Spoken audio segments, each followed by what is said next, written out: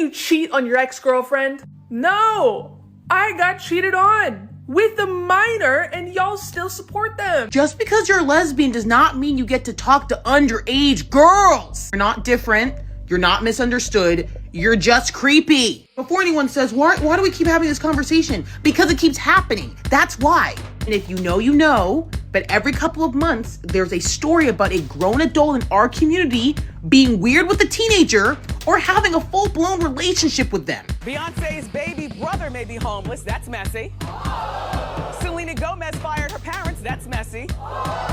And Nene walked off the set on Dancing with the Stars. That's messy too. Let's get this mess started. It's time for Hot Topics. You're finally gonna admit to cheating on me? With that one, they blamed alcohol, they blamed depression, they blamed my parents' divorce, and they blamed the stress of meeting Joe Biden. I wish I was making that up. I thought we canceled only Jayus. Something about that whole just don't sit right with me for some reason, and that's okay, but I want to know. I need physical proof of what she's saying about Mattie, because Mattie's my favorite little lesbian, right? And I need to know. I'm sorry, what was the I can't wait to take you on a second date when you turn 18? A second date? Wait a minute. I remember Mattie saying I can't wait to take her on a date when she turns 18. A second date? You mean like what you did with Amara? So I want to start this off by saying that I never wanted to give any attention to the blatant lies that are being told about me right now. But I really cannot stay quiet any longer about the serious accusations that are being made against me. Thank you so much to absolutely everybody who waited for my response before coming to any conclusions about these accusations. Wait, dude, how old are you? This girl is almost 15. I don't know if you can do math, but that means 14 years old. Said, shut the fuck up. I don't know, I'm probably gonna fuck you up. You're gonna have daddy issues. Uh-oh, damn, okay.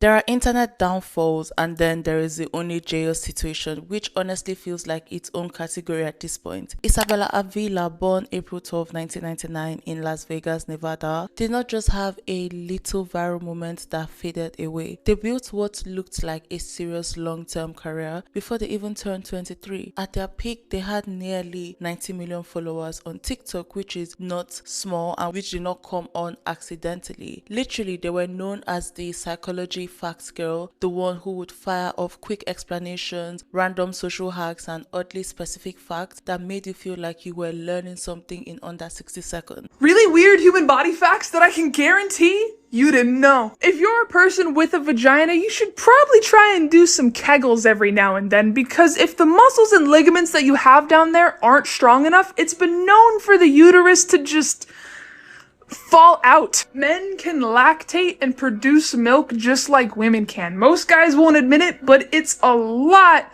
more common than you think, and it's usually triggered by starvation. If you decide to hold in a fart, that gas doesn't just go away. It's absorbed by your intestines, which goes into your bloodstream, which eventually reaches your lungs until you breathe out the fart. If you earned $100,000 a day since the day Christ was born till now, you still wouldn't be as rich as Jeff Bezos. We actually know how to make car doors silent when you shut them, but it freaks people out and makes them think it's still open, which means that every car door sound was engineered to sound that way.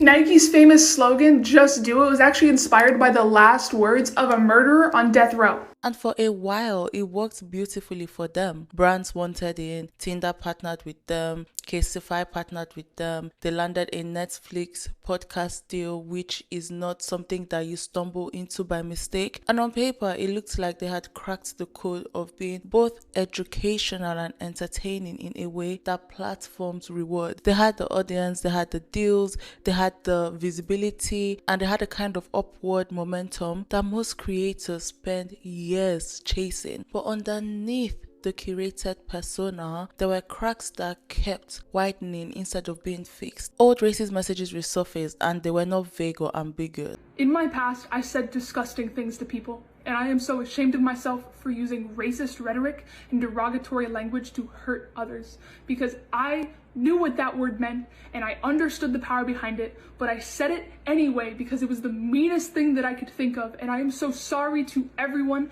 but especially to those in the Black community, because only you guys can forgive me for this, and there is no excuse and there are no justifications for what I said, and you guys deserve better. People accused them of stealing content from smaller creators. There were donation promises made in the middle of backlash that later became points of contention when people started asking where the money went. Every time a controversy cooled down, another one flared up, and the pattern became so hard to ignore. It stopped feeling like isolated mistakes and started feeling like something that was way deeper. What made it worse was not just what came out, but how it was handled. Apologies felt rushed or defensive. Clarifications often raised more questions than they answered. Today's episode of What Are People Mad at Me For Now?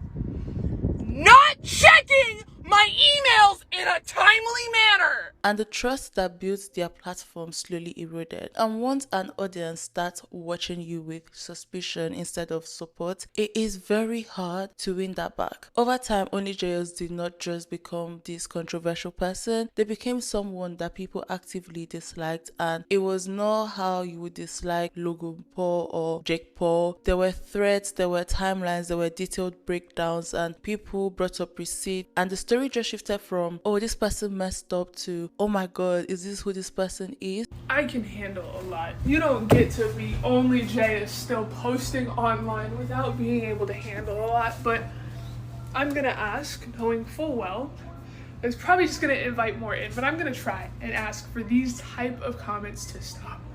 And just when it felt like every angle of that story had already been dissected and a new chapter unfolded, their 2-year relationship with fellow creator Mattie Westbrouk became public, and for a while it seemed like a soft reset. Then came the breakup. Then came the allegations of infidelity. Then came claims that were far more serious and far more disturbing, including accusations involving minors. Didn't you cheat on your ex-girlfriend? No!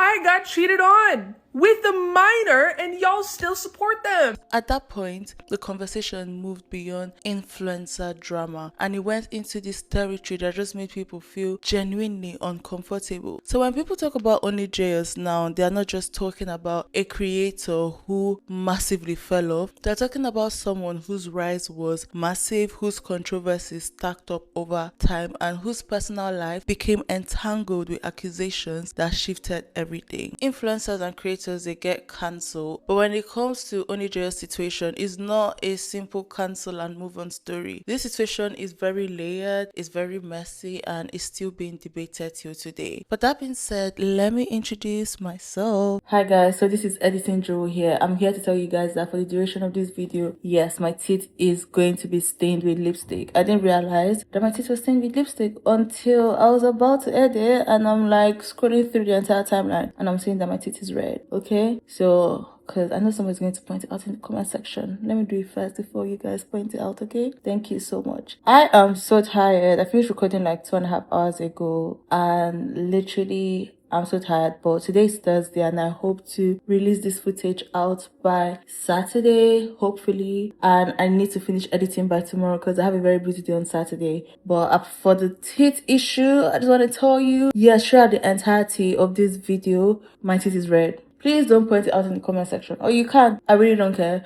But yeah, let's get straight into the video. Hi guys, my name is Jewel and welcome to my channel. On this channel, I speak about whatever I want to speak about, whether trendy or not. I do deep dives, commentary, literally I speak about whatever suits my interest. So if that is your vibe, kindly like, share, subscribe if you care, and I really do hope you care. Before I go in, I literally had to dig into the archives for this one because back in 2024 I actually wrote a whole deep dive on Only Jayus after I dropped my video called I Have ADHD and Neurodivergent, Excuse to Every Dumb Thing. And in that video I touched on only Jayus, and I wanted to do a deep dive about them, but for some whatever reason, the same way a bunch of my other drafts are just seated there unrecorded on my laptop, I actually never got around to recording it. So technically this conversation has been waiting, but the second I saw only Jayus speak again, I knew I had to go back to work. I had to pull the files, dust it off, and let me tell you something. I have been tracking these new developments like it's my full-time job. I have been locked in. I have refresh,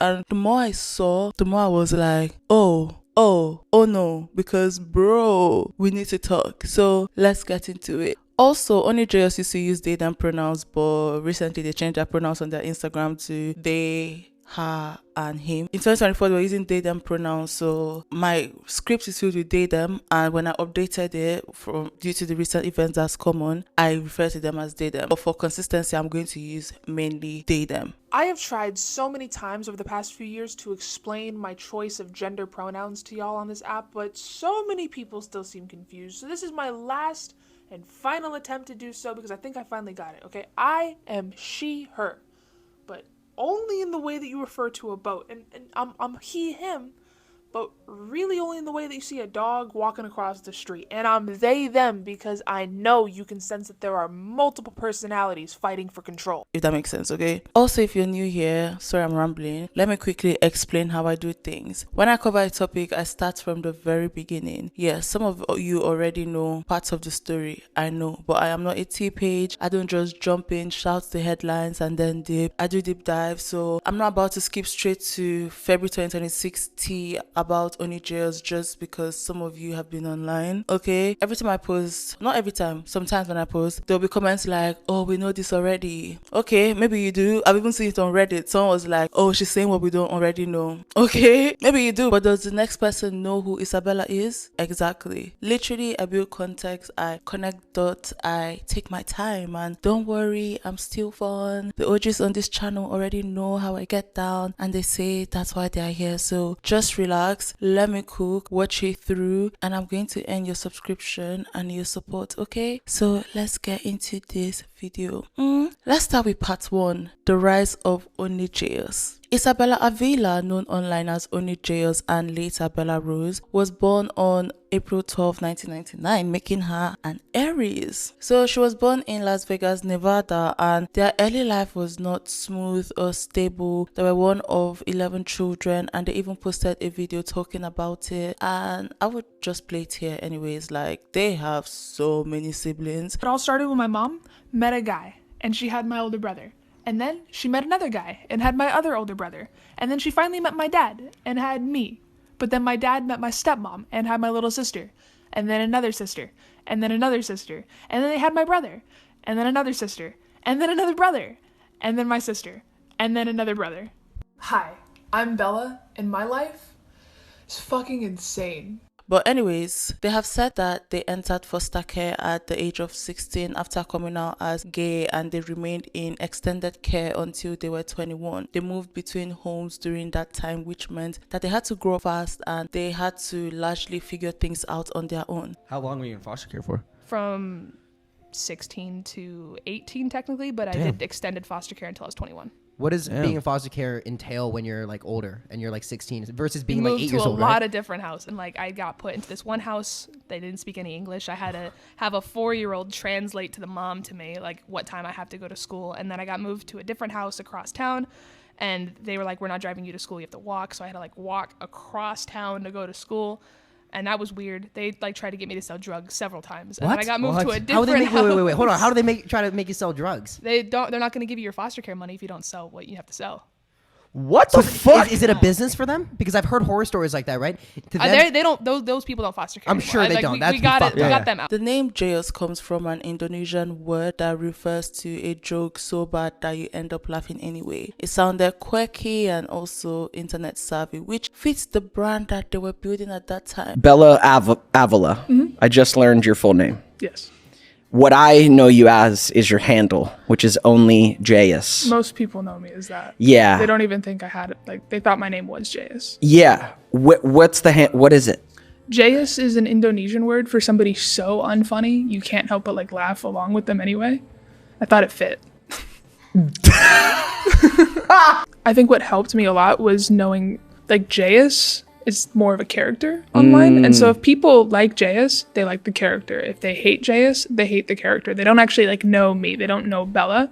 And that was a good separation to have in my mind that I know a lot of other creators don't do because they're just themselves. But yeah. Jayus is very much a character. Wow. Versus like who I am in real. Like people meet me and they're like, you're kind of different. I'm like, Yeah. well, I'm not screaming fun facts in your face. They started posting on TikTok 2019 while working at Best Buy in Las Vegas. But many of their early videos were filmed in their work uniform. They would stand in front of the camera and deliver quick fun facts in the mirror, doing it in a fast, very confident tone. And they still do it till today. But they had not started doing psychology facts at this time. People began calling them the female vulgar Bill Nye, the science guy. And when they dropped their first psychology fact video, they gained 60,000 followers on TikTok, and the next day they hit 1 million. They reached 5 million in 2020, and when Best Buy corporates found their account, they were reportedly told to remove the videos or lose their job. And around this time, I think they had like 250,000 subscribers. I think around this time they had 250,000 followers. So they listened to Best Buy and then they deleted the videos, but they were fired anyway. And after that, they focused on content creation full time. A lot of you may be asking the same question as I am, and that's how did this happen? I don't know, but I can show you how it started. I downloaded TikTok in September of 2018 and just watched it for months. Posted my first video in March of 2019 and then kind of got addicted to the attention. Was nearing 10K around August of 2018, and that bio still holds true. I'm probably taller than you. I don't really know what I'm going for, but I guess I'm having fun? Like what? This is around the time I started bragging to people that I was famous on TikTok. Hit 100K in September of 2018. I don't fucking know how, but I remember I bought Chipotle that day. This is around the time I got fired from Best Buy for making TikToks, and this is all still pre-psychology fact days, but I was still doing like fun facts in a mirror, so people called me the female vulgar Bill Nye the Science Guy. This is in October, a couple hours after I posted the first psychology tricks video. This was the next day. 2 million we got dark mode. 2.5 million I got verified. Finally changed my fucking profile picture. Hit 5 million in March of 2020. Still didn't change the profile picture. I changed it. And then it disappeared. I don't get it, but thanks. Their growth was so quick because by September 2019, they had reached 100,000 followers. A month later, they passed 1 million, and the content was simple and easy to consume. Short psychology facts, social observations, small behavioral tricks. One of their most viral claims was that you can tell who someone likes in a group by just watching who they look at when they laugh. Psychology tricks that I learned in my general psych class last year that I know work because I use them. People tend to get really uncomfortable in silence, and they subconsciously try to fill this by talking. This works especially well if you're in a verbal altercation with somebody and they're kind of being an ass. Just don't say anything. Let themselves dig a deeper hole and listen to the word vomit spew out of their mouth. You can tell which one of your friends likes who by just paying attention a little bit more. If you're in a group and something funny happens or somebody tells a joke, people tend to be laughing while looking at the person they like most. I also want to apologize in advance if you do this and you notice that nobody's making eye contact with you. This last one helped me out a lot when I worked in customer service. If somebody is yelling at you or being a dick, just be like, excuse me, you have a little something in your teeth. This makes them feel very self-conscious and it stops them in their tracks every time. If you guys like this, I'll do a... Whether every idea was fully backed by research was not the point for people who were watching only Jayus. It felt interesting and very shareable. They built this reputation as someone who could explain human behavior in a way that felt very accessible. People followed them because they felt like they learned something without having to sit through a lecture. In October 2019, they launched a YouTube channel under the same name and began posting longer videos. Topics included the meaning of life, aliens, and hypnosis. And these videos performed well. By early 2020, they had secured a Netflix podcast deal called Know It All. They had brand partnerships with Tinder and Castify, and at their peak, they had 12 million followers on TikTok and close to 5 million subscribers on YouTube. From the outside, they looked established and successful, but behind this public image, there were problems that were building up. There were accusations of plagiarism, and there were old racist messages that resurfaced, and their responses to criticisms were often seen as defensive. The image they had built started to weaken as more information came out. That leads us to part 2, the controversies. In July 2020, Only Jayus accused TikToker Jonathan Moss of copying one of their videos word for word. They posted on Twitter saying creators should be called out for stealing content. It was very direct and it was very public, and Jonathan responded just as publicly and showed that both of their videos were based on the same Business Insider article that he had found online. He had not copied them and they had both used the same source. So Only Jayus put on her Instagram, "This dude copied my content more than once, and when she crowded me out, I threatened her and then delete the comments." No, her video was in the bathroom, mine was outside, and I found the content off Google. "What does your birthmark say about you?" And I found it and I was like, "Oh snap, this would be cool." And then somebody sent me her video and I was like, "Yeah, she made it." And then she got really aggressive. I said, "Hey, you made it first. That's fine." But then it started to get really bad. Like, people started sending me, "Stop threatening and taking Only Jay's content." You know what I'm saying? And I was like, wait a minute, what is this? I never threatened her. I just said she gaslighted her fans, as in making her seem like the victim in a lot of things that she does wrong. She said, "Show me where I gaslighted my fans." And I said, "I won't take any advice from a 14-year-old girl." And she started to go off. She even made a duet and then deleted it after I said I found it on Google. People immediately questioned why they were accusing someone else when their own content relied heavily on existing articles. That accusation just pushed people to start checking their older videos. Once people began comparing scripts side by side, the similarities were so hard to ignore. Their first YouTube video, "God Is Not Real," closely matched a Reddit post from an atheism subreddit. The structure, the phrasing, the arguments were nearly identical. The Reddit post was not credited, even though other sources were listed in the description. More examples surfaced. Segments from a Netflix-related project mirrored writing from Comtech, Forbes, and LinkedIn articles. Several TikToks were traced back to Reddit threads and blog posts, and in multiple cases, the wording was so close that it did not look accidental. The situation escalated again in early 2024 when a creator named Everyday Alex noticed that a workplace advice video posted by Only Jayus was almost identical to one that he had already made. When he called them out, they said both of them had used the same Reddit post as inspiration. Alex said that he had never seen such a post and offered $10,000 to charity if anyone could find it. You all have so much money, I'm not even gonna lie. But anyways, Only Jayus then went live and claimed that they had a screenshot from 2020 proving the Reddit post had existed. On live, they showed an image on their phone as evidence, and Alex reviewed it and pointed out that the screenshot resolution was 1290 by 2796 pixels, which matches the iPhone 15 Pro Max. The phone was released in late 2023. The screenshot could not have been taken in 2020 on a device that did not exist. Further digging suggested that they had posted the script themselves to a small subreddit and they had deleted it and then screenshotted it to make it look like an older source. It was also discovered that the script had been posted twice because the first version contained typos. After that, the discussion moved beyond sloppy sourcing and people were no longer debating whether they forgot to credit someone. They were questioning whether evidence had been fabricated to cover up copying. Once that narrative took hold, it overshadowed everything else that they had built. On February 9th, 2021, a TikToker named Freak the Gemini posted screenshots of Instagram messages that Only Jayus had sent in 2016. The messages were aggressive and they were hateful. They told another creator to go fuck themselves, and they said that they hoped that their parents got cancer and that they hoped that everyone they loved would die. Then they used the hard RN word and called the person an N-word lover because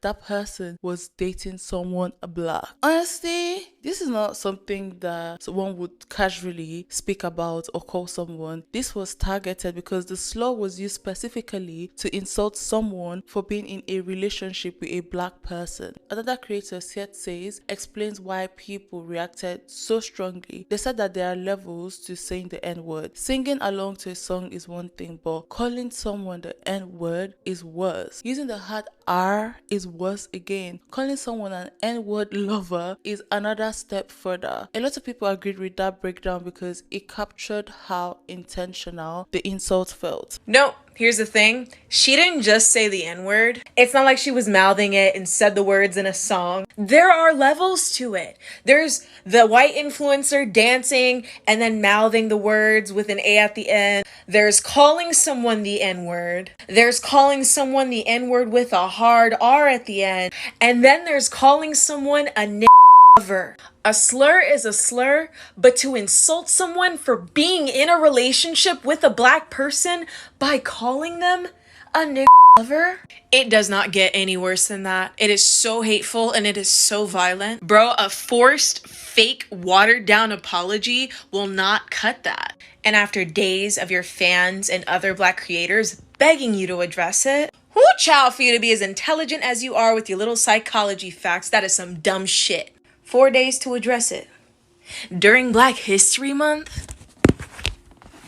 In my past, I said disgusting things to people, and I am so ashamed of myself for using racist rhetoric and derogatory language. You know what? I'm not gonna lie, this one actually kind of hurts a little bit. When I first signed up for the TikTok app, Bella was one of the very first creators that I ever saw on my For You page. I remember the moment a few months ago when she commented on one of my videos and then followed me. I genuinely was honored because she is a huge creator with a huge platform. That being said, here's two things. When I was in high school, my white boyfriend dumped me because when he started dating me, his friends started calling him a lover. He was too embarrassed to be seen with me after that. The other thing is that your use of the hard ER in that screenshot tells me that that is by no means the first time you've used that type of language. If you have a racist ass past, it is your responsibility to do the work of not just addressing, but undoing all of the harm that you've caused. Only Jayus first said that the screenshots were fake and had been edited. As more context surfaced, that defense just fell apart. On February 13, 2021, they posted an apology video. They came across as emotional and serious in tone, and the response was largely negative. Many people said that the apology felt scripted, which it was scripted because soon after, Alexandra, known as Xander the Empath, confirmed that they had written the apology for them. That detail just intensified the backlash. There were also claims that the management team advised them to hold off on addressing the situation to see how much traction it gained. Whether that was strategic or not, it just created this impression that brand deals were being considered before accountability could be given or could be taken. Accountability could be taken. After that, the conversation around Only Jayus shifted. The focus was no longer just on content or online drama. It centered on racism and how they handled being exposed. In their apology, Only Jayus said that they would use their platform to uplift black creators. That promise sounded clear. One of the people who responded was a black TikToker named Aunt Karen. They connected and started discussing the collaborations. Emails were exchanged, plans were mentioned, and then all of a sudden communication stopped. Weeks had passed, I think even months had passed, and Aunt Karen followed up multiple times. She later posted videos showing dated emails and voicemails to prove that she had tried to reach out to Bella. Bella is also Only Jayus. But anyways, there was no reply, and when Aunt Karen finally went public about being ignored, Only Jayus did not respond in a calm way. They posted a frustrated rant that quickly spread across all forms of social media. In it, they said, "Today's episode of What Are People Mad at Me For Now? Not checking my emails in a timely manner." Yo, okay, maybe I'm exaggerating. But anyways, they told people to leave them alone and said that they have a diagnosed neurological disorder that causes time blindness and forgetfulness. Okay, because they were actually shouting when they were talking about this. They said they forget to eat for days. They blamed ADHD. They blamed being overwhelmed. They suggested that Aunt Karen should have just emailed again instead of going public, even though Aunt Karen had already shown proof that she emailed repeatedly. Today's episode of What Are People Mad at Me For Now? Not checking my emails in a timely manner. I wish I was joking. Forgot to respond to an email from this creator that wanted to collab with me, and instead of just hitting me up again, they made 7 fucking videos about it! Can you please leave me the fuck alone? I have a diagnosed neurological disorder that makes me forget things eat for days. I procrastinate sleep for more days. I barely text my family back, and I just had to move apartments because my address got leaked, and you're gonna throw a fit because I didn't make you my priority?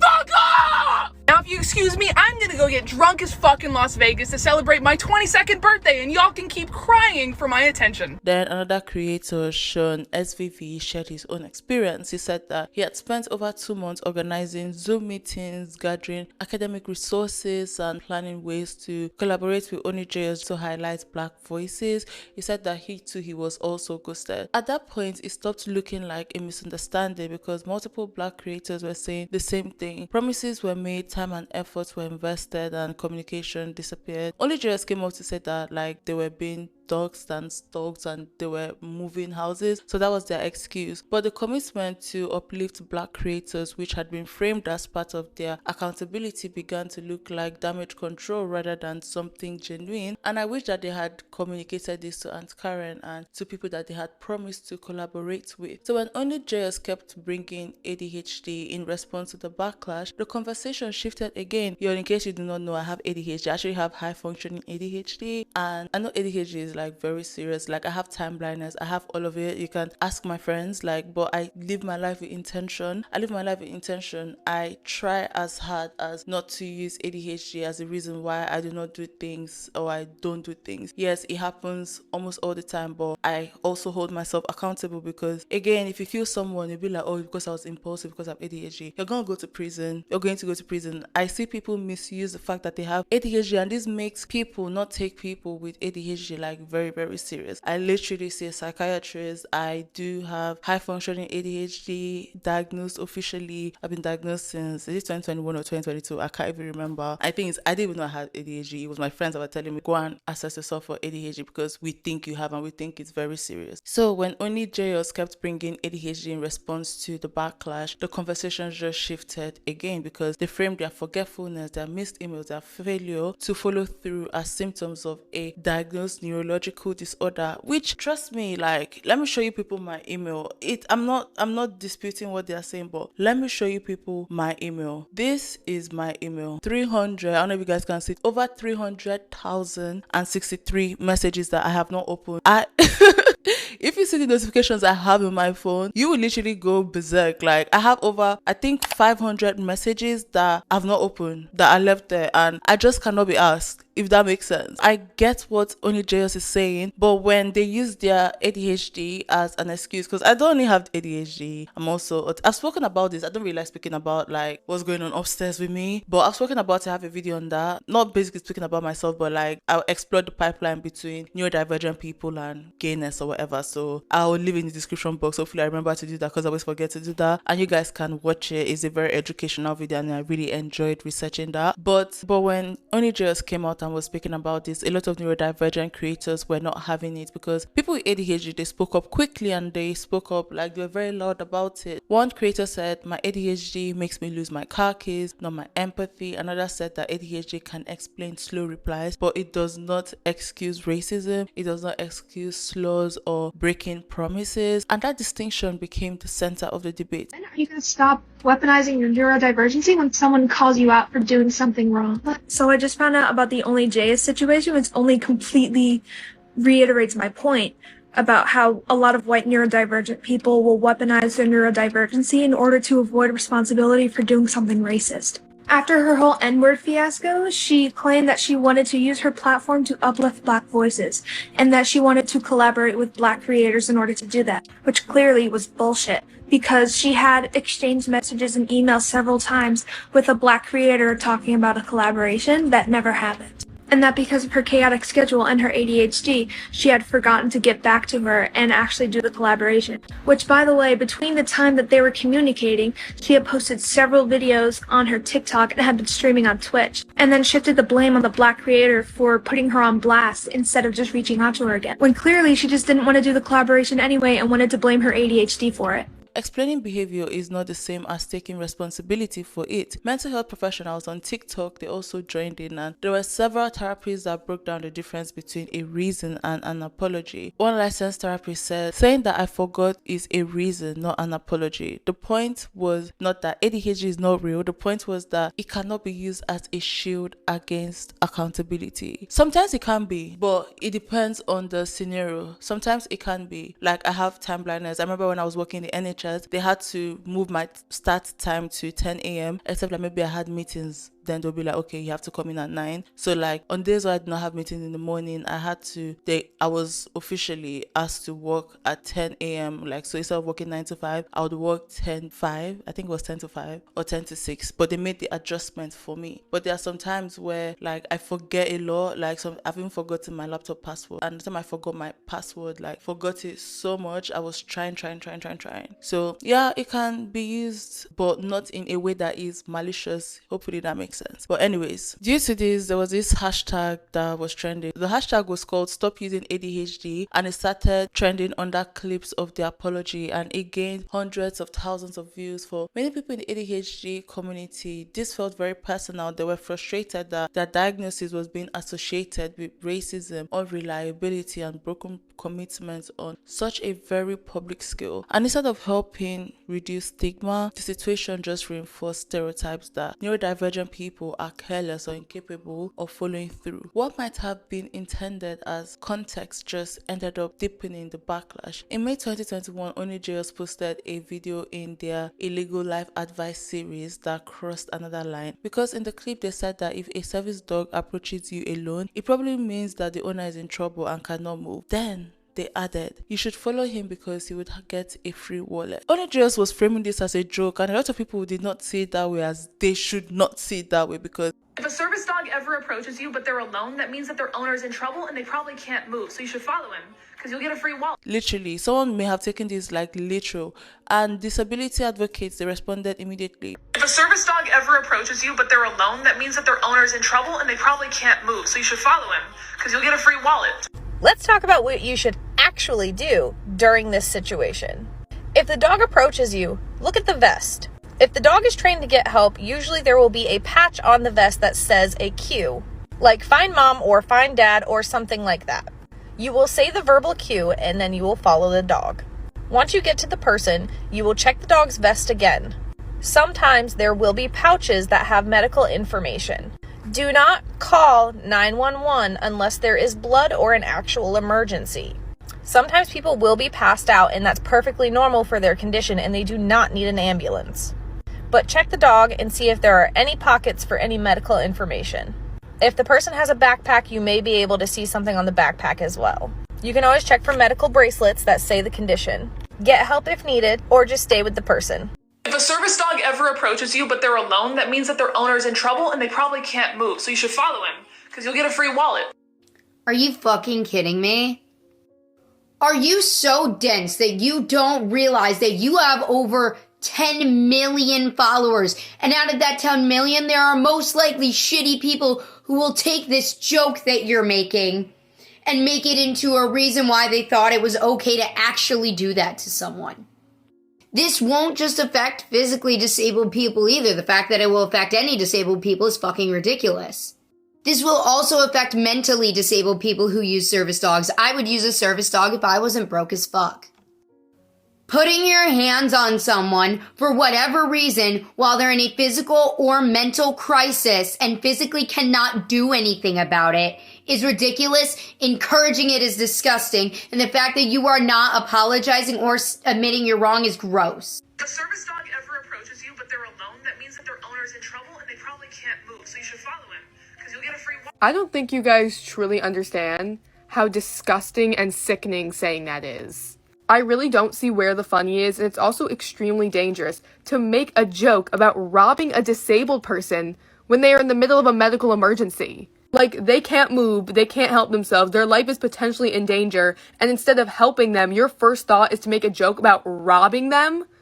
That's not funny. You are literally sick in the head if you think that that's funny. Also, the fact that you gave to make this unfunny joke that if a service dog approaches you without an owner, it's probably because their owner is in need of help is actually very useful advice that could save a lot of lives. So the fact that you gave actually life-saving information, and instead of following up with, oh, you should help them or call for help, you decided to make a joke about robbing them?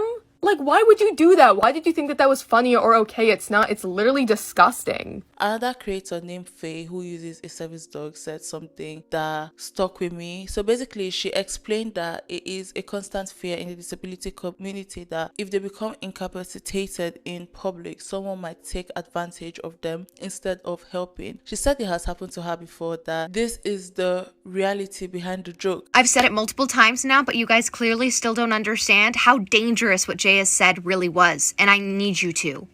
I am literally begging you as a disabled person with a service dog whom this situation could happen to and has happened to listen to me and to listen to us as a community right now. Jayus said if a service dog comes to you unattended, it means their owner is likely incapacitated. That is probably true. They did not say how you can help them. They did not say to follow them to get help. They said how you can take advantage of them. They said to take their wallet. That largely implies other ways in which you can take advantage of them. Regardless of whether or not they said it's a joke, which they said was for legal reasons, by the way, doesn't make it okay. Disabled people are not the butt of your joke, especially when you aren't disabled, and especially when this is something that affects us day to day. Every single day, I fear that when I pass out, someone is going to take advantage of me. If this is funny to you, you're a bad person. And instead of responding with a straightforward apology, only Jayus told people to read the caption and called one commenter a dummy. They blocked multiple people who challenged them, including a therapist who tried to explain why the video was harmful. At that point, the pattern people had been noticing became harder to ignore. When people called out, the reaction was often defensive or dismissive rather than reflective. The backlash was not just about one bad joke, it was about how they handled being told that it was harmful. In September 2024, another serious allegation surfaced and only Jayus' ex-girlfriend Brittany Lee Dejaro filed a restraining order. In the filing, Brittany alleged that there was verbal abuse, there was unannounced late-night visit, including one at 2:45 in the morning, and claimed that only Jayus had used their large platform to direct harassment towards her. So basically, she alleged that they had access to a firearm and described what she said was a history of rage towards past partners. These were not vague claims, they were specific and they were formal enough to be taken to court. Only Jayus denied the allegations. In a statement to TMZ, they said that they have no history of harassment or abusive behavior, which TMZ interviews anybody and everybody. Because I was so surprised when they interviewed Glorilla's sister. That's a story for another day. But anyways, the case but the case did not move forward because Brittany did not appear in court and the restraining order request was dismissed. And because of that, there was no full hearing, there was no ruling on the claims, and no definitive public conclusion about what had happened. So what remained was a set of allegations and a denial and a situation that ended without proper resolution, which left people to sit with this uncertainty rather than clear answers. So that brings us to part 3. In part 3, we're going to speak about the downfall of only Jayus, because I know I've sprinkled it around all of this, but let's just talk about it.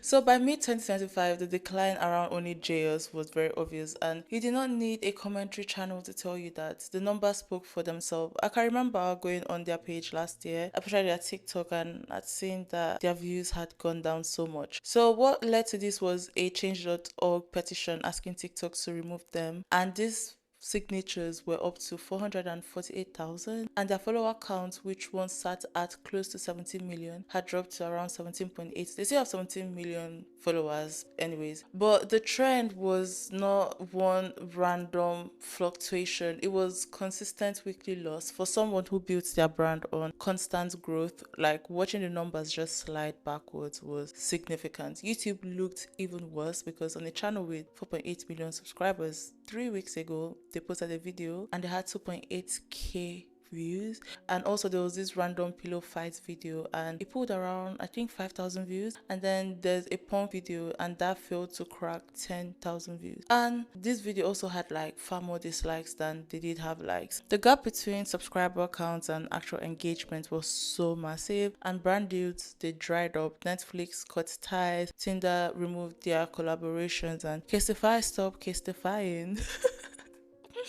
Oh my god, okay, that was dry, I know. Broke people should never laugh! Now hold on! Anyways, there had not been a major mainstream sponsorship since May 2023, and when brands quietly stopped renewing their contracts, that usually tells you everything. TikTok also reportedly warned that their accounts could face permanent suspension, which added another layer of instability. As those opportunities disappeared, the pivots became much more noticeable. They shifted into political commentary. They were filming themselves at protests and posting clips from unrest in Los Angeles, and a lot of people were so skeptical. The comments accused them of trying to rebuild their image by attaching themselves to serious issues, and the engagement did not rebound. Then they launched an account on Passes. So Passes is a subscription platform similar to OF, and they charged about $80 for explicit content. For me that was watching, because I can remember when they announced this, it looks like a move towards direct monetization after mainstream brand partnership had fallen through, and the response was very muted because comments, from what I could get, I think around that time I seen someone do a video saying that critical comments were deleted quickly and that also their subreddit became much more tightly controlled. In January 2025, when rumors of a TikTok ban started circulating, Bella posted a video that felt different in tone. They admitted that they had not always used their platform wisely. They said that they think about their past choices every day and that they could have handled things differently. There's gonna be two types of people watching this video right now. You're either gonna see my face and be like, ugh, and scroll, and that's fine. Goodbye. I'm sorry. Okay, I get it. Or you're gonna see my face and be like, psychology girl? Life hacks? Like what? You look different since the last time I saw you 2 or 3 years ago. That's crazy. I know that I haven't always used this platform that you guys have given me the wisest. I've made a lot of interesting choices. I could have done a lot of things differently, and I think about it every single day, and I like to think that I've learned and grown from it. I don't know if this app is gonna go dark or not. I just felt the need to say something and like a goodbye, I guess. When I downloaded this app in 2019, right, back when it was embarrassing to have, I would legit like hide this app in my phone, and I wouldn't open it in front of anybody because I didn't want people to know that I was on here. It was just like theater kids and gamers and like. And then to have this now, like, in the same month I started posting, I had gotten fired from my job because I was posting, and I also gained 1 million followers. Like, I was still in college. That's my degree on the wall for math. I don't use that. Like, this has completely changed the trajectory of my life, and I know that it's changed so many other people's too, and the fact that it's being taken away right now from the government is so stupid. And the fact that it might be saved is also so stupid. The whole circumstance around this is so idiotic, and it's stressing me out, and I'm trying to be okay. I'm gonna be pushing on YouTube, you know, and Twitch and all the other stuff. So follow me there if you want to. If not, it's okay. I understand. I am really gonna miss this place though, and I hope that we're able to take the conversations that we've been having and put them somewhere else. I'm hoping that we can keep learning. I know I try to be like the educator on this app or whatever, but I've learned a lot from you guys, and I don't want that to end. It's gonna be fine. It's gonna be fine.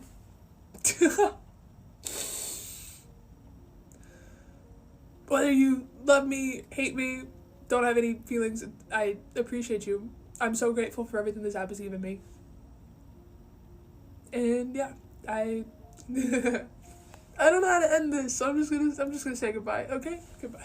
For a moment, like, people wondered if this was the beginning of a real change. And the ban, of course, we all know it never happened, and the account stayed up and the content patterns did not shift. But before I go on, I'd just like to pause a bit, because while I was doing my research like some days ago, just like trying to get more video and continue from where I stopped in my last script, there's this person speaking about how Only Jayus was cancelled and was like, can't you guys literally forgive this person? Like, how long are we going to keep on hating Only Jayus? Something along those lines. And someone was like, when the Asian person did it, nobody said anything. So this person that they're referring to, I didn't even know this what's his name, Ray William Johnson, and he has used the N-word before. Y'all remember that girl that y'all bullied off the internet, Only Jayus? Y'all found out she said the N-word like 10 years ago, and y'all did not drop that since. Like, to this day, she is still getting bullied in her comment sections. Like, I've never seen someone get canceled so thoroughly and entirely. To this day, she is still trying to make up for that. I don't understand. At what point do we forgive her? Like, I'm not saying you have to love her or anything. I'm not saying you have to watch her or follow her. But at what point do we finally say, okay, we're not mad anymore? I'm Ray William Johnson, and I approve this message. Damn, nigga! And yeah, so anyways, there's some people that feel sorry for Only Jayus. I am kind of torn in between, because like calling someone the N-word, they came out to say that yeah, they knew it was a bad thing, but at that time that's how they felt, and it does not mean that they are racist. Even in the video they said I'm not racist. Yes, I used these words and it was 11 years ago, blah blah blah blah, but they are not racist. I cannot believe in the year of 2025 I still have to go over this, but it's fine. I'm here to educate. Trying my best. The book, How to Be Anti-Racist, that I read and got like publicly flamed for. How dare you read this book? You think you need a book to teach you to not be racist? The book is not 300 pages of just endlessly, hey, racism, don't be racist. That's bad. It's how to be anti-racist. For those of you who don't know, there's not just racist, not racist. Nothing in this universe exists in a binary. There's also anti-racism. It's people who actively call out racist things and racist people and racist systems. And you're like, oh, but I'm not racist and I also call out those things. Congratulations, you're an anti-racist. This is written by Ibram X. Kendi, and he just talks about more of the history that isn't taught in schools. I know you might think that you know fucking everything, but you don't, because they don't teach you everything. Watch the video, I've read so many books. I haven't read all of these, I'm getting to it, but like, you don't know everything.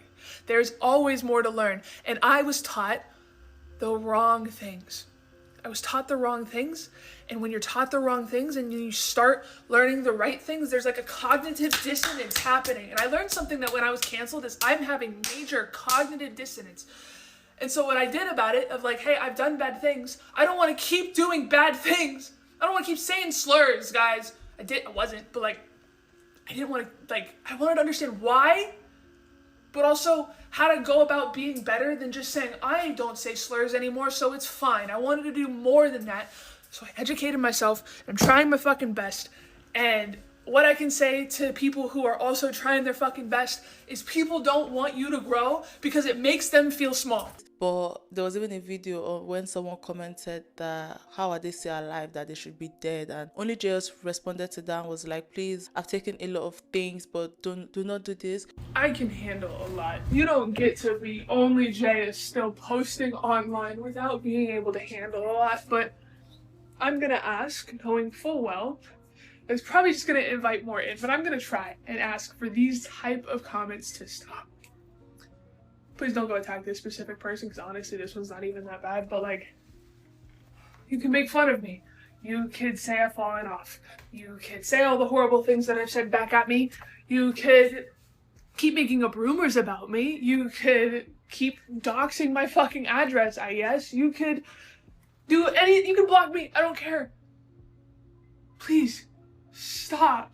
I can't keep opening comment sections and just reading how people are surprised I haven't committed yet. And I keep, every 15, 20 times a day, I see a DM of somebody literally telling me to kill myself. And maybe I deserve it. I'm still posting, right? I'm asking for it, I guess.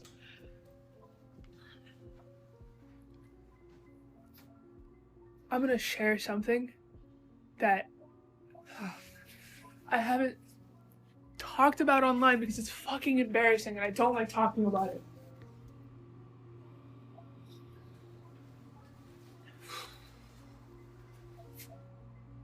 When I got canceled, I was told not to post anything, don't say anything, let it blow over. And I didn't do that. I decided to make an apology video even though everybody told me not to.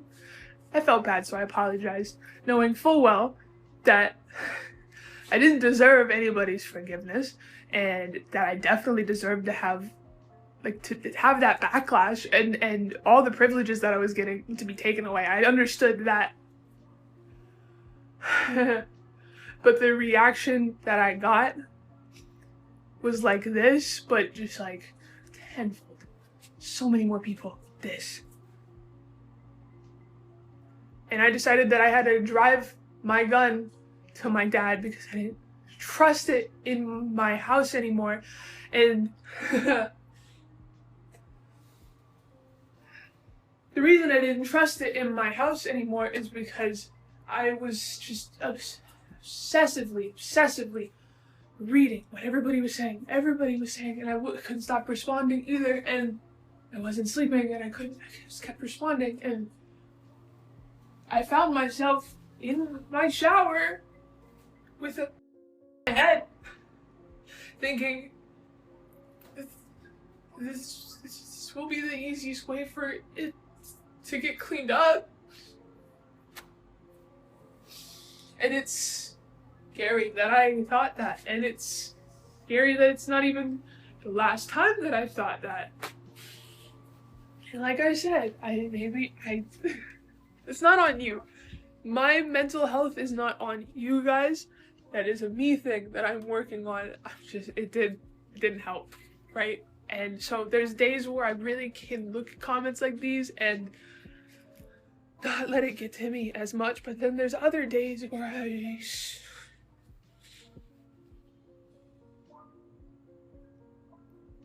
think I'd be better off. And I look at other creators, the creators who have committed because of how being online affected their head. I look at how the world reacts to creators that do. And that also scares me that, like, oh, I can't. Okay, point made. I think I will be okay, even if it doesn't stop. I will be okay. I'm just asking for it to stop because I have younger siblings. I have dogs. I have people that say they care about me and are constantly checking in on me, and I feel so bad about that because it's like, isn't it embarrassing for you to be associated with me? Like, why? I don't get it, honestly. But I appreciate these people, and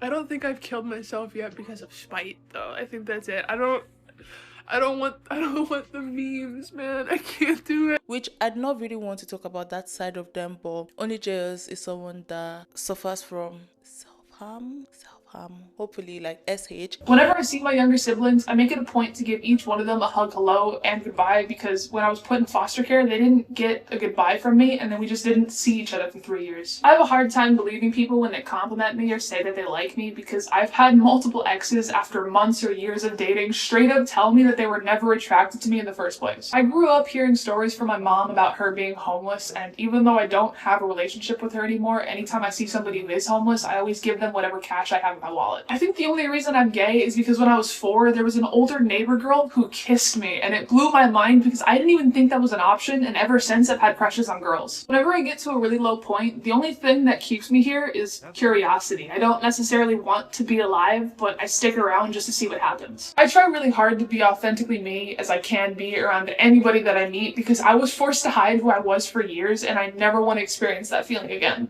And in the video they posted yesterday, which I'm going to come to, I'm not going to speak about that part, but like when they were processing their relationship with or their breakup with Mattie, like there was a part where like they hit their head, and there was only a time where they said they had to give their dad their gun because they were scared as to what they would do. So going on people's account to say, why are you still alive, or I wish you were, that's very distasteful.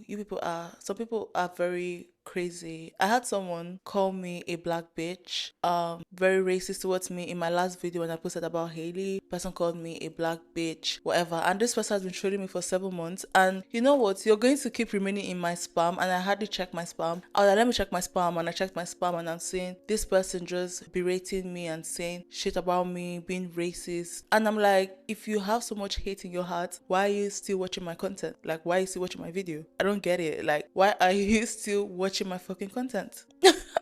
Why are you watching my content? I don't get it. Like, there is a do not recommend button on YouTube. Why are you still watching my content? Are you that obsessed with me? So you would watch my content. Content I don't like to watch, I put do not recommend channel, and YouTube doesn't recommend them to me. Sometimes they do, and I'm like, and then I press it again. So going around calling people names is very distasteful, okay? But anyways, I just digress, but let's go back to the topic at hand. But anyways, Jayus opened up about how deeply the backlash affected them, and in one video they said that they had lost nearly everything and admitted that they had thoughts of ending their life, and they described how frightening it was to feel that way, and said that it was not just a one-time thought, which a lot of things was happening around that time. And also, like I explained earlier, their breakup with Mattie and everything, and obviously they were very vulnerable, which stood out. But at that point though, most of the goodwill was literally gone, and this was like 2025 January, before when TikTok was meant to be banned or whatever, and the audience that once defended them had left or they were disengaged. So the follower counts, the views, the missing brand deals, all of it just painted the same picture. The rise had been explosive and the fall was slower but just as visible. So now let's go to part 4, the Mattie Westbrouk relationship. Jayus and Mattie Westbrouk, they started interacting publicly around 2020 to 2021 when both of them were rising quickly on TikTok. Mattie around this time was already a major creator. Mattie was openly non-binary with a very loyal fan base. So Bella posting a video calling Mattie their crush and closest friend just set the tone early. It was very flirtatious, but it was also very intentional. So many fans picked up on it immediately. Once they confirmed that they were together, the relationship became content. They leaned into it so fully. They had couples challenges, soft launch posts, inside joke, affectionate vlog, live streams that they answered questions about how they met, and this dynamic just played very well online. They looked so comfortable together. Their collaborative videos pulled strong numbers, and their relationship became part of both of their brands. That was how I myself actually met Jayus on Instagram, because I met them first on Instagram, because Instagram kept suggesting their posts to me. Their relationship was refreshing, especially because it was not the ordinary femme and mask relationship. It was just two mask presenting non-binary people genuinely falling in love, and you could just see the love just radiate. Like, you could see that Mattie was in love with Jayus, and Jayus was so in love with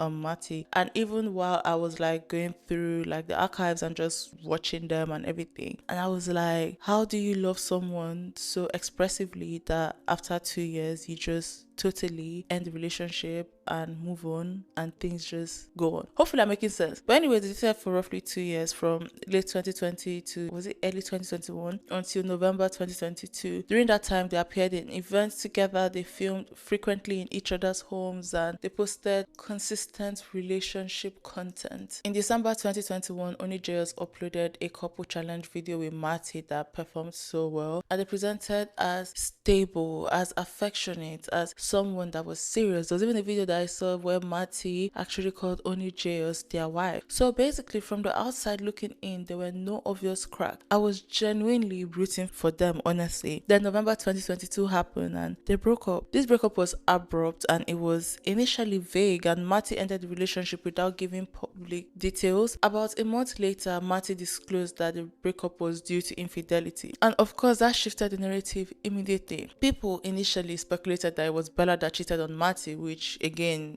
I can see why people did it, because again, Bella is seen as the controversial one and Mattie is literally people's lesbian princess. Like, Mattie is literally people's lesbian, god, and people really do love Mattie. But boy oh boy, according to Bella, it was the other way around. Jayus confirmed the breakup on March 1st, 2023 through Snapchat, then followed up with emotional posts on TikTok and Instagram. In those videos, they described how they they found out about cheating. I remember watching this on Instagram because according to Bella, Mattie spent time in a mutual friend's hotel room while they were still together. Bella emphasized that several people in their shared social circle knew about the cheating and did not tell them. They described the pain as layered, not just betrayal from a part but silence from friends. And Bella did not publicly identify the person involved because I think there were like legal reasons behind that, but online people speculated and it centered around someone named Olivia Ponton, but there has been no confirmation. There was no confirmation around that time that was provided, but in the video that Bella uploaded yesterday on their YouTube channel explaining everything, they mentioned Olivia Ponton. Mattie, you made me feel unsafe.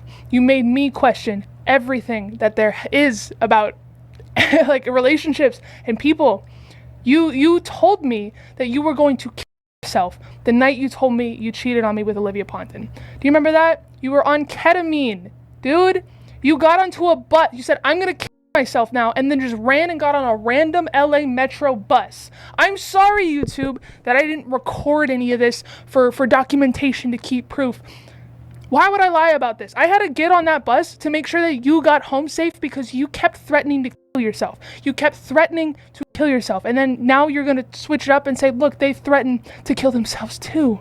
Okay, they kind of confirmed it, but all this is alleged because it's not being confirmed in the court of law, okay? Mattie remained largely quiet. They posted and deleted a few videos that appeared to indirectly reference the situation, but they did not go into specifics. Okay, so I was just sitting here trying to crochet this bunny that's turned out to look like a piece of binder paper, when I really had no idea why I was still getting so many comments about my past relationship. And it's because I had no idea y'all were that invested. And I really want to come on here and share my side of the story, but that will only lead to more hurt, and that will only lead to more questions, and that will not lead to healing on either party's side, because we both made mistakes. It was a very toxic and abusive relationship on both ends. And the things that I put Bella through, I owned up to privately many, many, many months ago. And so seeing all of this resurface is just kind of interesting, and it just kind of puts me in this weird mental state where I'm not sure how to go about it. But I am bettering myself. I'm very sober. I'm very single. And I'm finding my peace. And I hope that Bella finds peace. And I hope that the world continues to spin. There were claims circulating online that Mattie and the person allegedly involved threatened defamation actions against Bella, which may explain why Bella avoided naming names. Today is the 4-month anniversary of this shitty fucking roller coaster I've been on of being broken up with and not being told why. In that time, I eventually did learn the truth. I got cheated on. Way too many friends knew about this and chose to leave me in the dark over it, and processing that along with the end of my relationship has been weird. So I made a video on my spam yesterday. It's my fucking life, but it kind of blew up a little bit. But because I'm me and my ex is my ex, the response so far has been, I don't believe you, which honestly, valid. I didn't believe it myself. It took a very long time for me to understand that this actually happened. But in the time of getting broken up with and learning why I got broken up with, they posted a lot of very cryptic videos where they admit it before they ever admitted it, you know? And people started pointing that out after I posted my video, and they deleted them. But I saved them, along with a few other videos from our relationship, which, looking back now, are ironic as fuck. Before I go and share this, though, I just want to say, do not go and send hate to anybody. No internet dogpiling. It's not fair. This whole situation isn't fair, but like, I've been through that, and it's a nightmare that I would not wish on anybody, especially somebody that in a very fucked up way I still love and care about. Just don't do it, okay? I just can't keep reading the rumors that I'm the one that fucked this up, because and to everybody that is already saying that I deserve to be cheated on because of the controversy that surrounds me, just know that you sound like somebody that would also go and shatter somebody else's sense of safety, trust, and love, okay? We should all strive to do better.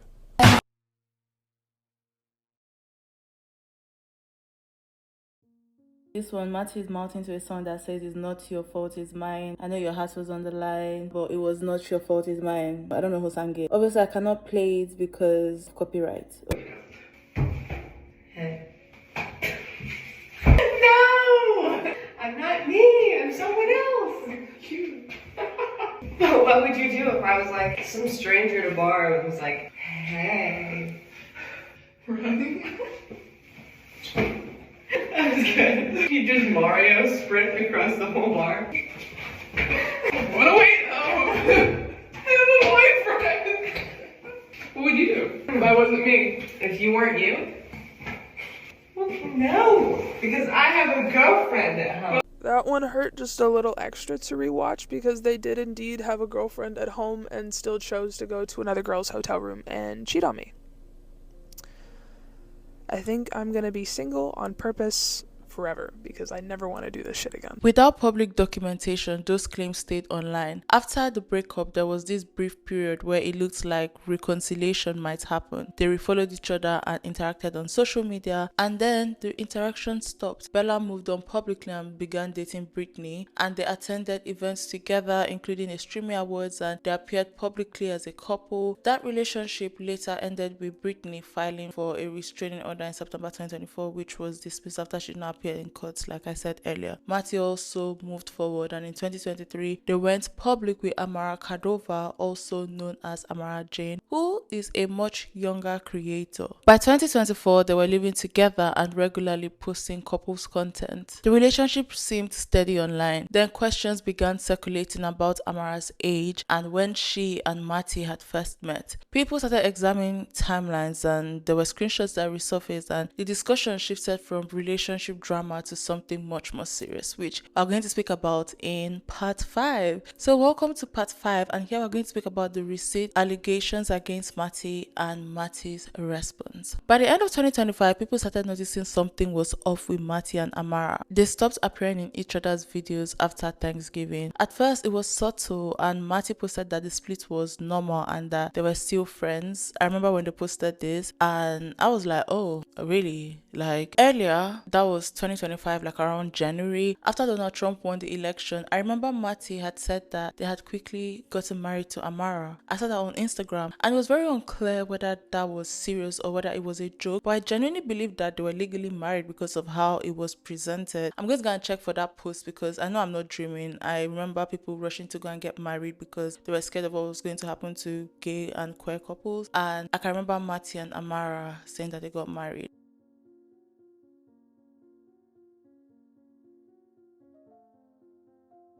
But anyways, after the breakup, only Jayus eventually started speaking about Mattie again. In February 2026, they posted a string of TikToks saying that they had been sitting on information for years. So I'm speaking about only Jayus now. So only Jayus claimed that they had receipts, they had screenshots, and they had a long list of timelines. And the tone was very much, I have stayed quiet long enough. And they started dropping pieces of stories on TikTok bit by bit. And in between this post, Mattie responded in the comments and also uploaded a video addressing some of what was said. And so all this was unfolding in real time, back and forth. It was very messy, very public, and honestly I was waiting. And once Bella was like, okay, I'm going to post a full YouTube video, I was waiting for the YouTube video because they said that it was going to be much more comprehensive, but what they said in the YouTube video was kind of what they said on TikTok. They put more context in it because TikTok was everywhere, I'm not even gonna lie. But I downloaded everything. You know, last time in my cut and legs that I put everything in a folder, this time I made sure to download everything. It's only one person that was supporting Mattie, and the person was like, oh, because I don't trust only Jayus, so I'm going to support Mattie, and Mattie was their own lesbian whatever that we're looking up to or whatever. Like, I'm like, girl,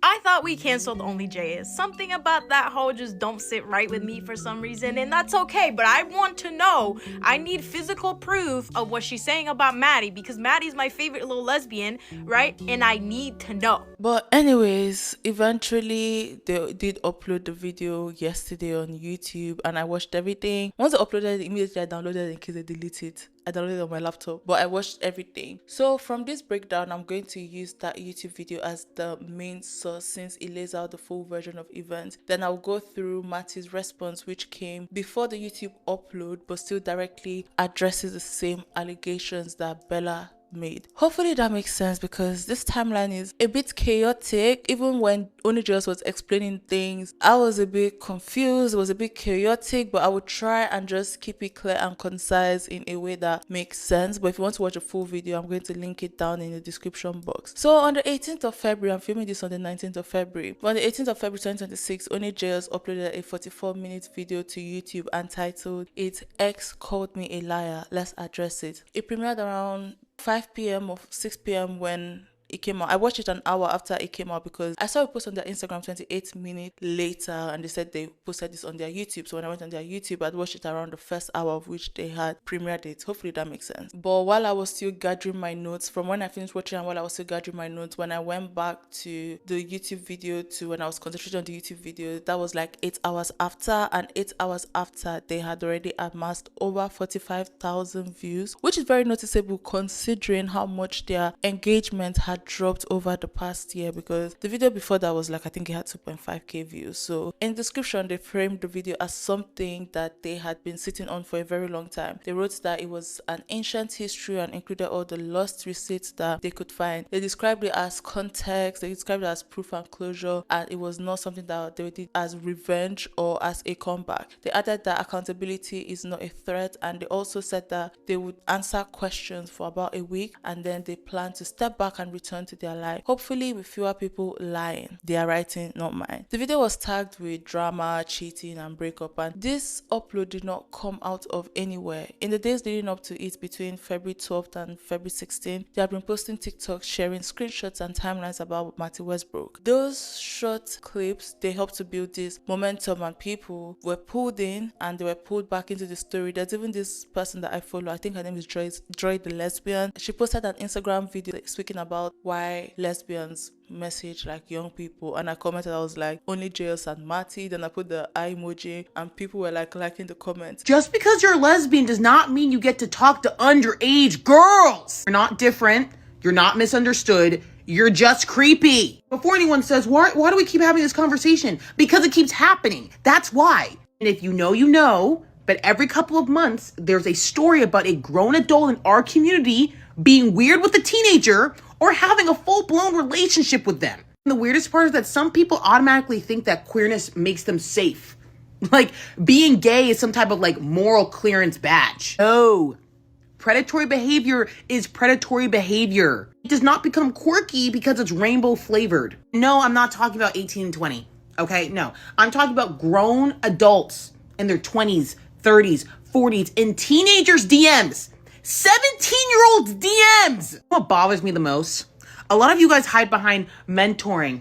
Okay, why are you mentoring a teenager in private messages on Snapchat at midnight? It's not mentoring. It's grooming. If you ever try to bring this up or call it out, there's a whole group of people on the internet that are just like, oh, well, straight men, straight people, I don't care. If your attraction pool includes high schoolers and you have a mortgage, something is wrong. And I don't want to have to say this again. So to understand why that YouTube video dropped when it did, you have to look at the timeline. Since the breakup became public in March 2023, Only Jayus had been hinting that there was more to the story than simple cheating. At the time when they said that Mattie had been unfaithful, the response online was very cold and a lot of people did not really care. Some were openly hostile because of Bella's own history and also the fact that they had this racism scandal and the plagiarism, the ghosted collaborations, the many. So literally every controversy that Bella has been in made people just treat this heartbreak as if it was karma. Basically, there were people commenting saying you get what you give. So when Bella had initially spoken about this, there was very little sympathy for Bella, and Bella also said back then that they could not say everything because obviously I think they implied that there were legal reasons that they had to stay vague, and there were reports that circulated that Mattie and the person allegedly involved had threatened or pursued defamation against Only Jayus. So basically, whether formal lawsuits were filed or not, the message was clear. If Bella said too much, it would turn into this legal fight. For almost 3 years, that pressure kept details from being shared publicly. Although now, Only Jayus or Bella or Isabella, they literally told Mattie, they were like, bring your lawyers, let's go to court. Because I think now they're very confident because of the circumstantial evidence. I'm not going to say it's concrete evidence because it's not been proven in the court of law, if that makes sense. And and I do not want to get sued. So all of this is alleged. I said, quick question. Did you have these texts? She's going skydiving. Said, I found so many old texts. I'm so scared. Mind you, I was always drunk at their apartment, and then she sent me some of these old videos where she is drunk at the apartment. And Mattie claims that they weren't physical. Oh, but these look really they just look so physical. They just look so physical with me. This isn't something that I would do as a 20-year-old to a 17-year-old, but hey, whatever, okay. Oh God, June 2022 said, bro, the way everyone just ignored our virginity conversation. Why are you talking about virginity to a 17-year-old? Hey, you want to come to my place? I'm literally at Dick's buying boxing gloves and wraps right now. I have my first training tonight. It's so exciting. They were buying boxing shit with me. They were with me texting Noor, but whatever. God. I think this is Mattie sending Noor, their, like, thirst traps together, like the fan pages that people made. Hold, actually, they sent it. Picture yourself as Noor! Oh my god! Mattie, you're so dumb! You're so dumb for making that reply video, dude. Go ahead and get your lawyers. I would love for a judge to see this shit. Please. I already got one ex down bad in court. I'm down to get another one. Come on. Come on. Let's do it. I'm a good lawyer. Then late 2025 shifted the whole landscape because Mattie and Amara, they had broken up, and the last Instagram post featuring Amara was dated November 30, 2025. Once that relationship ended, the dynamic changed. There was no longer an active couple presentation online that discouraged scrutiny. People started revisiting old videos, and around the same time, when Bella began posting TikToks in February 2026, sharing screenshots and context, Reddit threads filled with new claims. According to multiple users summarizing the situation, other people came forward saying that they had their own experiences with Mattie. Even these people also told Bella, they were like, see, I had my own experience with Mattie. And some of those alleged interactions involved people who were reportedly under 17 years at that time. That raised the stakes completely. From Bella's perspective, the legal risk appeared lower. The relationship shielding Mattie was over, and other voices were now speaking up. That combination created this opening, and I think that's why they also chose to compile everything into one long YouTube video. In their framing, it was about like saying the final word, or to just finally say what they had not been able to say for all these years. So basically, in the YouTube video, Bella laid everything out in sections instead of just speaking in general terms, but it was a bit scattered for me and my brain, honestly. They framed through each allegation step by step, and then they tied it back to screenshots and dates and also earlier statements. Bella began from the place that they had started in March 2023. They said that the relationship with Mattie lasted roughly 2 years, generally placed from sometime in 2020 until they broke up in November 2022. According to Bella, Mattie entered the relationship suddenly and without explaining. Bella then said that they were left confused for about a month trying to understand what had happened before Mattie eventually admitted to cheating by going to another girl's hotel room. Bella did not present this as a news story. They framed it as something that they had already said publicly years earlier. And there were already threads that revisited Bella's original breakup video. And so when Bella knew the reason for the breakup, according to the video that Bella posted yesterday, they said that Mattie blamed everything and everyone for the breakup. So basically, according to Bella, Mattie had cheated during a trip away from home, and they blamed everything, a lot of reasons for cheating. They also blamed Bella's family, and they also blamed including meeting with Joe Biden, which was so fucking random. Our dating relationship was weird. I wanted to be polyamorous. They wanted to be monogamous with me, and I eventually agreed to that. But they cheated on me anyway, which is crazy. November of 2022, I kissed somebody else. That's a lie. It wasn't in November. After 4 years, you're finally gonna admit to just kissing some girl in the wrong month? You're finally gonna admit to cheating on me? With that one, they blamed alcohol, they blamed depression, they blamed my parents' divorce, and they blamed the stress of meeting Joe Biden. I wish I was making that up. Thank you, Mattie. Thank you for finally admitting you cheated on me. At least with this one girl. What's crazy here is they actually blocked out Olivia Ponton's name. But anyways, the first section was just Bella just explaining the breakup and how much he hurt and everything and how they did not expect. A big part of Bella's series focused on Nicholas Ray. So Nicholas Ray, they brought him up as more than just a random name. Bella described past encounters with Nicholas and said that there were troubling allegations about his interactions with teenage girls, and the way Bella framed it suggested that the issue was not just about one relationship or one act of cheating. They were pointing to a broader social environment. The implication was that Mattie's circle included people who were also accused of inappropriate behavior involving minors. I do not really know this Nicholas guy, so I cannot say anything further about the situation, but Bella just said that he was buying drinks allegedly for underage girls and he didn't like Bella, so I think he banned Bella from coming to his house, and Bella did not like him either, but Mattie was going to his house. Excuse me, if someone bans my partner from going to their place, I'm not going to go to your place too. But I was aside and the whole thing, I'm like, okay. My God, you're still a grown adult, okay? With a 17-year-old. I was 22. Nora was living in the same building complex as Mattie, Nick, and Scott. Mattie and Nick were very much a part of this. Scott, not so much. He was kind of always on his own or out of the house, so not him. Carter was actually there while they were all drinking, but he was also extremely young. He wasn't even living there yet. If I remember right, he was Nora's friend, okay? These two adults, Nick and Mattie, would provide alcohol to these TikTok teenagers in the building. I stopped going to the apartment, one, because I didn't fuck with Nick, and two, because Nick didn't fuck with me. I wasn't allowed at his place. So I didn't go. I wasn't involved. And you know what? I, at the time, just thought that it was Nick that had this drinking problem. It was later that I realized that Mattie had it too. And it was really only this month that I learned the true extent of Nora and Mattie's relationship. They would drink, they would make videos, they would go to each other's apartments. Mattie was texting her while in bed with me, telling her that they loved her, telling them that they were in a PR relationship with me. I don't even have the time to begin to explain how funny that sentence is, but they claim to be in a PR relationship with only Jayus.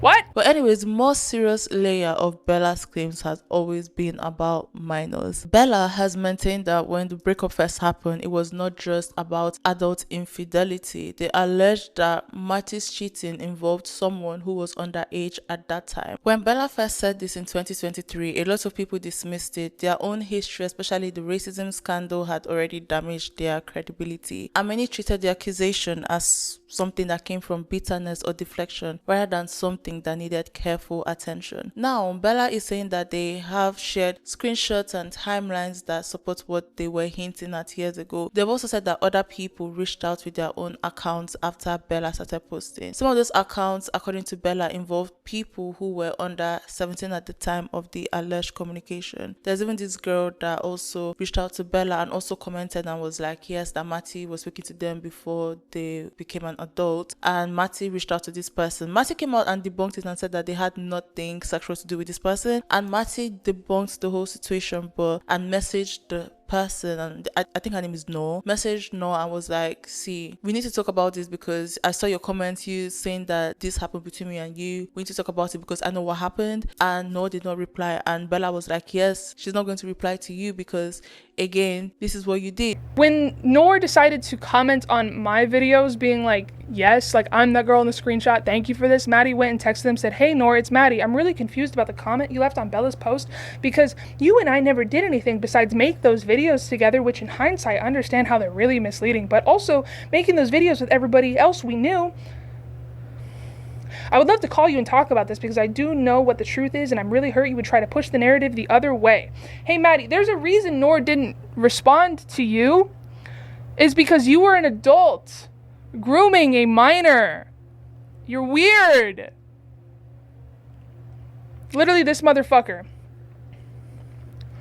Noor said, mind you, I have an hour-long phone call with Mattie after everything happened, and I was like, I really need your help with this because this is a detrimental, traumatic situation I'm being put through, and they didn't want to help at all. Like, I tried to get them to talk to my detective on my case and shit, and they wouldn't. So I don't know why they would love to call and figure this out. Like, no, this has been tormenting me for 5 years. I'm so confused. Like. Do what you want with that text. I'm so ready to get involved. Well, it's crazy. And then she said, like, I'm sorry, what was the, I can't wait to take you on a second date when you turn 18. A second date? Wait a minute. I remember Mattie saying, I can't wait to take her on a date when she turns 18. A second date? You mean like what you did with Amara? Anyway. Yeah, then they mentioned the PR relationship thing, which is just, like, crazy. That's just, that's such a bad PR move. Nora saying she has zero intentions of talking to Mattie. I said, I have every intention of talking about this. I sent her some more proof, which we will get to, I promise. I said, quick question, did you have these texts? She's going skydiving. Said, I found so many old texts. I'm so scared.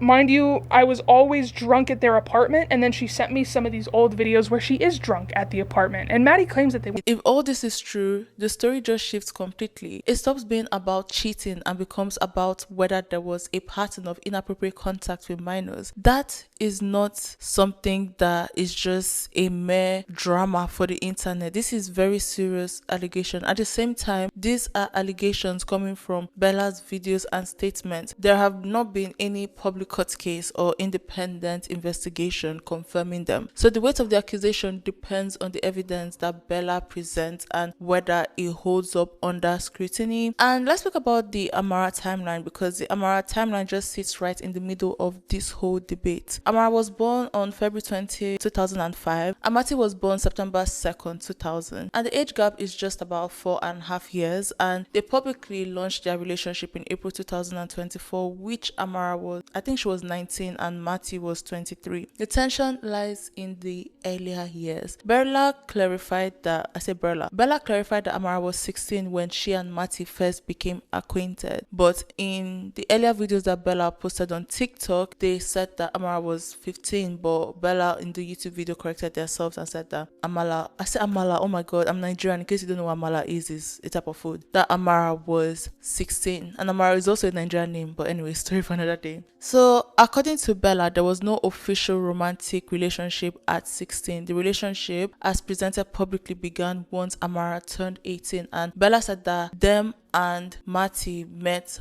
Amara at the same time. And according to Bella said that once they met Amara, that Mattie told Bella, oh my gosh, she's so beautiful. And Bella said in her mind, she didn't think, oh, this girl is so beautiful. She was like, oh my god, this girl is so young. You know how long? I just feel dumb for how long it took me to finally see all of this. Quick timeline, me and Mattie started seeing each other in March of 2021, and we stopped talking February 2023. Our dating relationship was weird. I wanted to be polyamorous. They wanted to be monogamous with me, and I eventually agreed to that.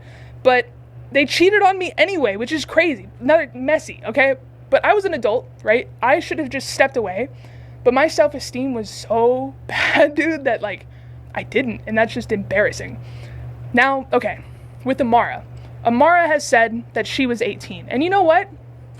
I believe women. If Amara says that she was 18, then Amara was 18. I'm not going to rewrite her experience, but I think the context matters because it exists. I did originally say that we met Amara when she was 15, and you're going to have to forgive me for that because the math is wrong. She was 16 because events didn't start happening until 2021. I remember meeting her at this, it was like a Spotify podcaster event. I remember Drew Offalo speaking. I'm sorry I didn't take a bunch of pictures to prove this for you guys years later.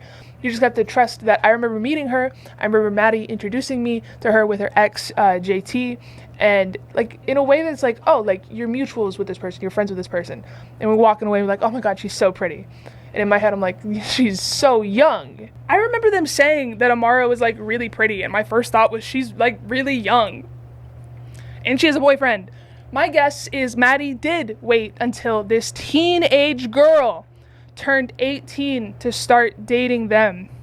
A 23-year-old waited for a 17-year-old to turn 18 because they're not stupid, they're just creepy, okay? And I don't know the details of their relationship, I'm not gonna act like I do, but there was definitely some social overlap happening because in November of 2022, Amara went to a concert with Mattie.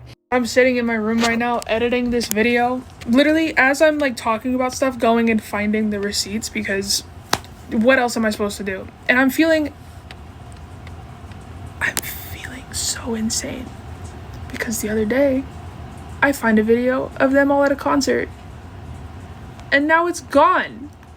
Wondering what Mattie was doing in those days of silence, deleting evidence. And December is when Mattie admitted to cheating on me with that adult named Olivia Ponton.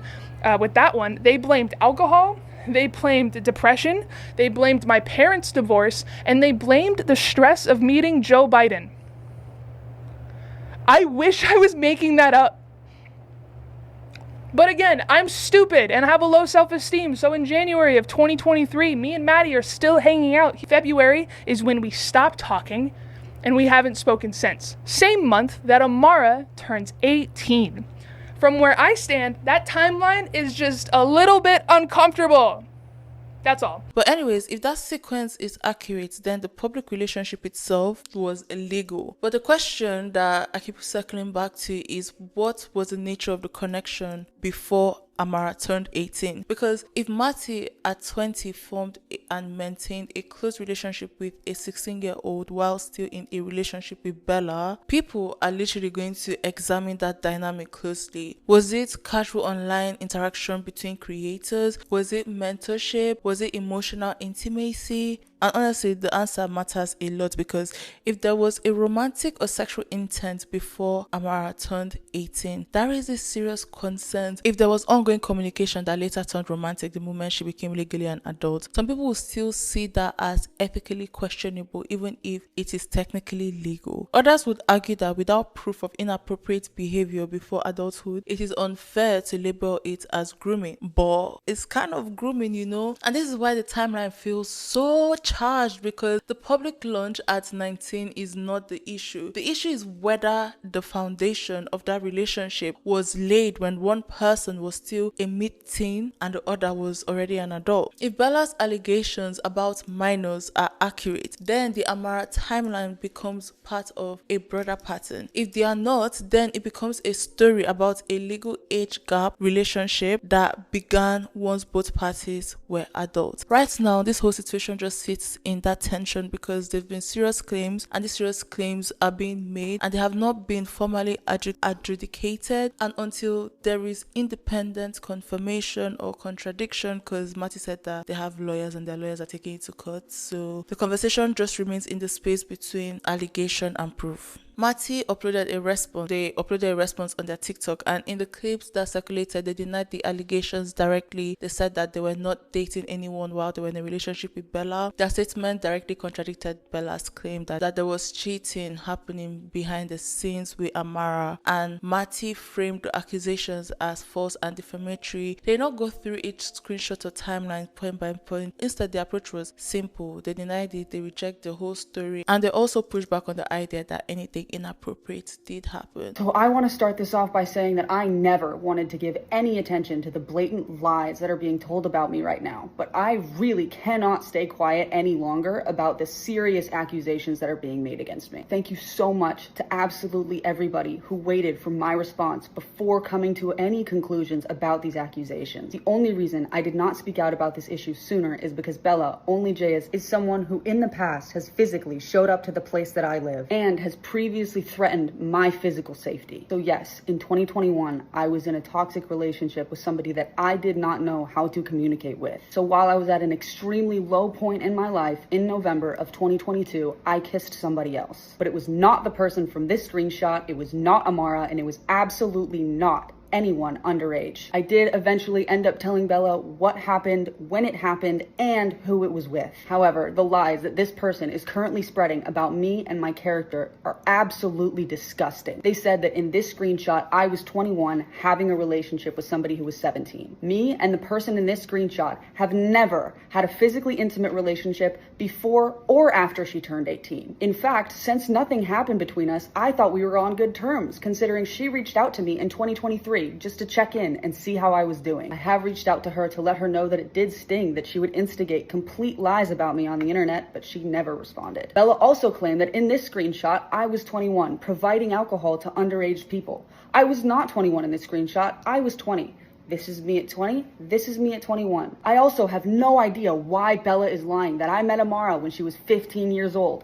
This never happened. I also never cheated on Bella with Amara, especially not when she was 17. The proof that they have is from a screenshot of me in a red hoodie from December of 2022 and a screenshot of Amara in her own red hoodie from March of 2023, which is over a month after Bella and I went complete no contact and when Amara was already 18. This was also not my hoodie. We both owned the same Brandy Melville hoodie. And since I feel the need to clarify, Amara and I started dating on August 6th, 2023, and we hard launched on April 12th, 2024.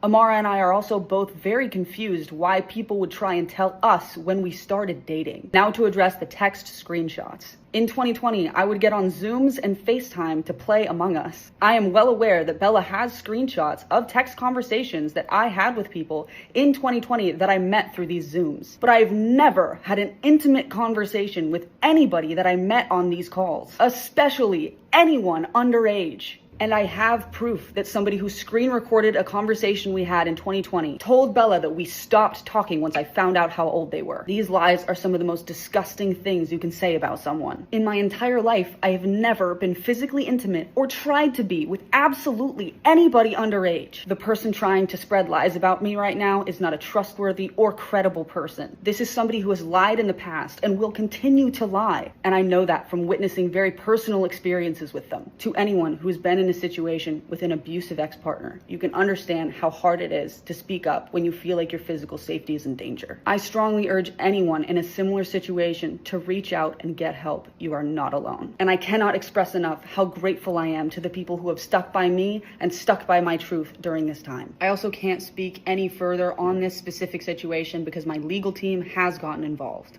Thank you. But again, watching Mattie's response, even though they responded like shallowly, they didn't go through in depth. I think the screenshot that they put on screen, they were literally chatizing. I don't know if chatizing is the word. How should I put it? Okay, basically, this is what I got. For example, if you have someone, I'm not saying that this is the whole scenario. They were trying to cast doubt in Bella's story by posting screenshots of Bella acting crazy when the breakup happened. And also like trying to subtly revisit their past. Hopefully that makes sense.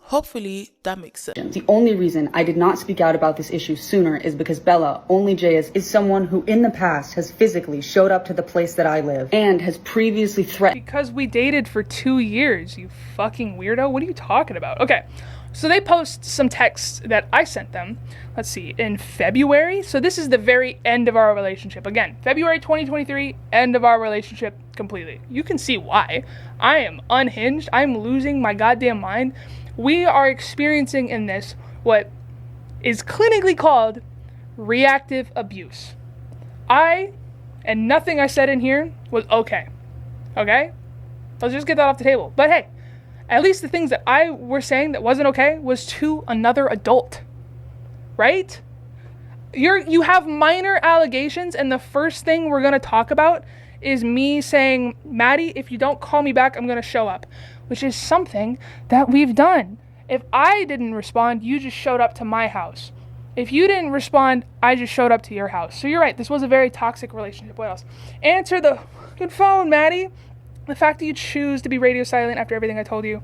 I could always just show up again. Sounds like my best shot at understanding the gravity of the situation. Don't act like you don't know. You must think I'm joking. Oh, this will be fun. See you soon, Mattie. I don't think I ever showed up. I was being really dumb. This was dumb. I should not have been... I should have just let it go. That's why I'm saying I feel embarrassed by this. It's really dumb. I feel dumb. But again, this is after 2 years of dating and after, months? Multiple months, 3 to 6 months of lying about being cheated on. And then, like, once you were telling, hey, I did cheat on you, you still, like, were trying to be in my life, coming over. I remember I was on Hinge, and they're like, don't you think it's a little soon to be on Hinge? You fucking cheated on me! But okay. I'm just saying, like, you have allegations of talking to minors, and the first thing you do, which I called, was gonna be to flip it around on me. Okay.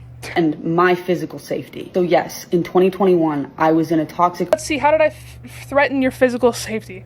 This was to a friend. I said, oh, if you see my cheating ex, can you slap the fuck out of them for me? This was a tiny ass girl that I was joking around with.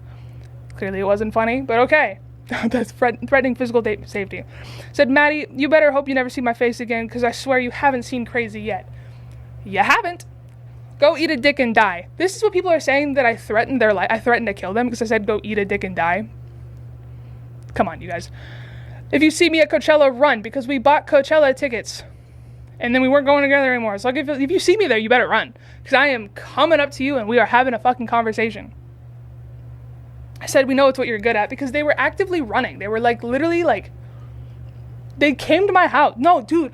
Oh my God. The last time we hung out, I hate to admit this.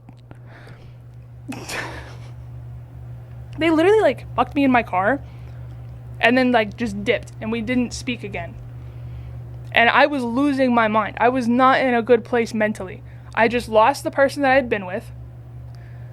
They were fucking cheating on me. They ghosted me after this. I'm clearly not doing good. This is the moment I had to give my dad my because I didn't trust myself to be safe with it. I'm good now. We have better coping mechanisms now.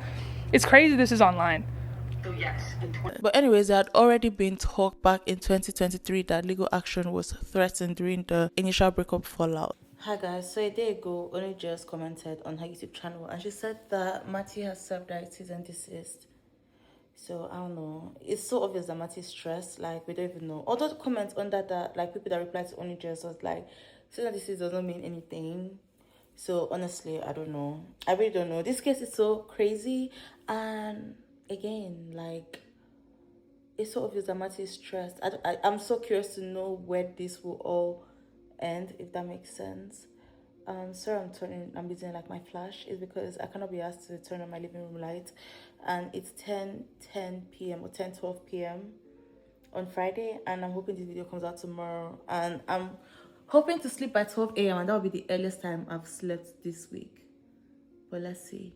But yeah, what do you guys think? Bella had implied that the defamation threats limited what they could say publicly at that time. And Bella also said that after they broke up, that 2 months after they had come back from court, that Mattie came to their house with a 9-page letter and was literally crying that they should take them back, and Bella refused. I don't know if that's true. This is all coming from Bella's mouth. Didn't you cheat on your ex-girlfriend? No! I got cheated on with a minor and y'all still support them. Well, don't you have a domestic violence charge and a restraining order on you? No! We went to court and I won because it was bullshit. She lied for TMZ money. And then when I started dating somebody new, she came to my door with a 9-page letter begging for me back. But again, all this context, everything going on hovered in the background again when Mattie responded. Even without detailed legal explanation, the suggestion of defamation just shapes how both sides spoke. What Mattie's TikTok did not deeply address was the Amara timeline. They just said that they started dating Amara after they had broken up with Bella, and then they used the example of like the 2 red cardigans, and they said that they were 2 different cardigans. But anyways, the birth dates, they are public. The public relationship began in 2024 when Amara was 19, and that part is documented. The debate centers on when they first met. Bella has said Amara was 16 at the time. So if that timeline is accurate, it means Mattie knew Amara as a minor while still in a relationship with Bella, and the relationship became public once Amara turned 18. Imagine this with me, if you will. Okay, you're in a relationship with somebody, and throughout the relationship, your partner is always talking about how this mutual friend of you guys is so pretty. But don't worry about it. They're just friends until you guys break up, and now they're best friends. They're spending all their time together until you guys get back together, and suddenly now they don't really hang out with that person anymore. It's just not really a thing until you guys break up again, because getting back together with somebody never fucking works. And now they're going getting coffee, they're going to parties, they're getting Airbnbs together and trying to gaslight you into thinking that you're weird for pointing it out. That's fucked up, right? Mattie's denial focused on cheating and rejected the broader accusations. It did not break down the timeline in detail, and that left people just arguing over dates, screenshots, intent. There's even a new Mattie that's come out and like, hi, I'm the other Mattie. Follow me instead. Are you feeling sad because your favorite gay internet Mattie has some not so great allegations like do you have a Mattie-sized hole in your heart that you're looking to fill? Well, might I suggest me. I'm the other Mattie, and yes, that is my real name. It's not short for anything. That's what's on my birth certificate. I have a long-term, age-appropriate girlfriend. I attend protests and I'm an animal control officer, which means I get to help abused and neglected animals every day. I also have grade 2 brain cancer. I've undergone 20 rounds of chemotherapy and had my 6th brain surgery last year. And most importantly, I don't like. So in this difficult time, consider me, the other Mattie. I'm unproblematic and I'll fill that gay Mattie-sized hole in your heart. I approve this message.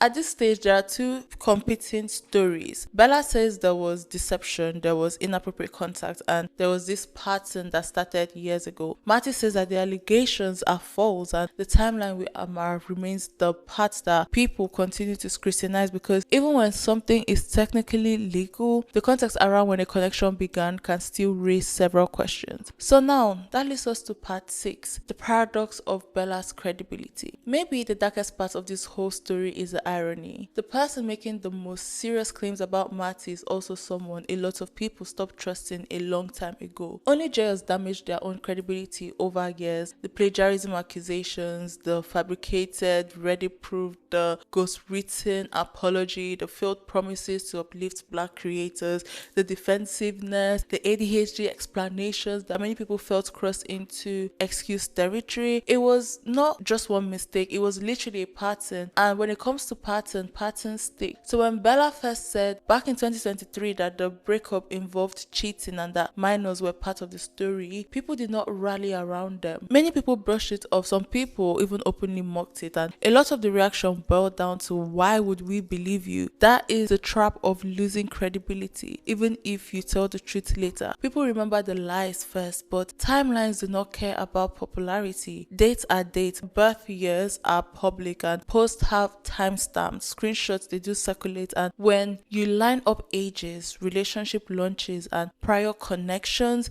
you get a sequence that people can analyze without relying solely on Bella's word. The age gap itself is not illegal once both people are adults. The question people kept circling is the earlier connection. If it is true that Mattie and Amara met at 16, maintained a connection, and then entered a public relationship shortly after she turned 18, that raises ethical questions for many people, even if it falls within legal lines. If it is also true that there were other underage interactions, that becomes much more serious. At the same time, none of this has been in court and there's been no formal investigation released to the public. What exists right now is a mix of allegations, denial, screenshots, and timeline. The uncomfortable reality is this: it's time for me to take my medication. But anyways, the uncomfortable reality is this: Bella's reputation makes it easier for people to doubt them. Also, there was this receipt that came out that Mattie also spoke to someone that was 14 years, allegedly, at the time. 14 years. And when this person said their age, Mattie was like, "You're a child. I'm going to fuck you up and I would likely give you daddy issues." That's so motherfucking cute. Oh my god, stop smiling.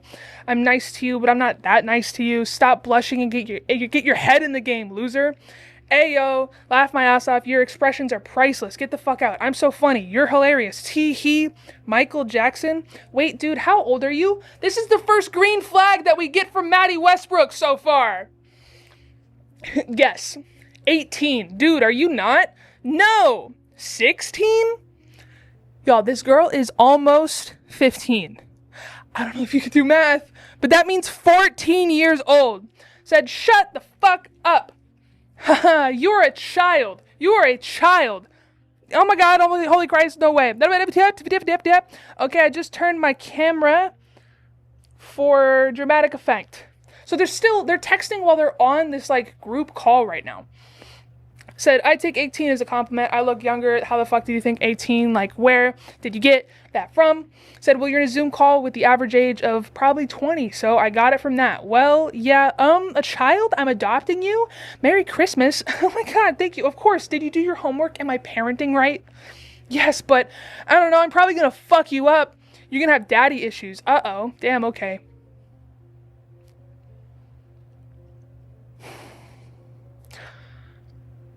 Never in my right mind would I be a 20-year-old telling a 14-year-old girl that I'm gonna fuck them up and give them daddy issues. What are you thinking, dude? Like, what are you thinking, texting a minor that?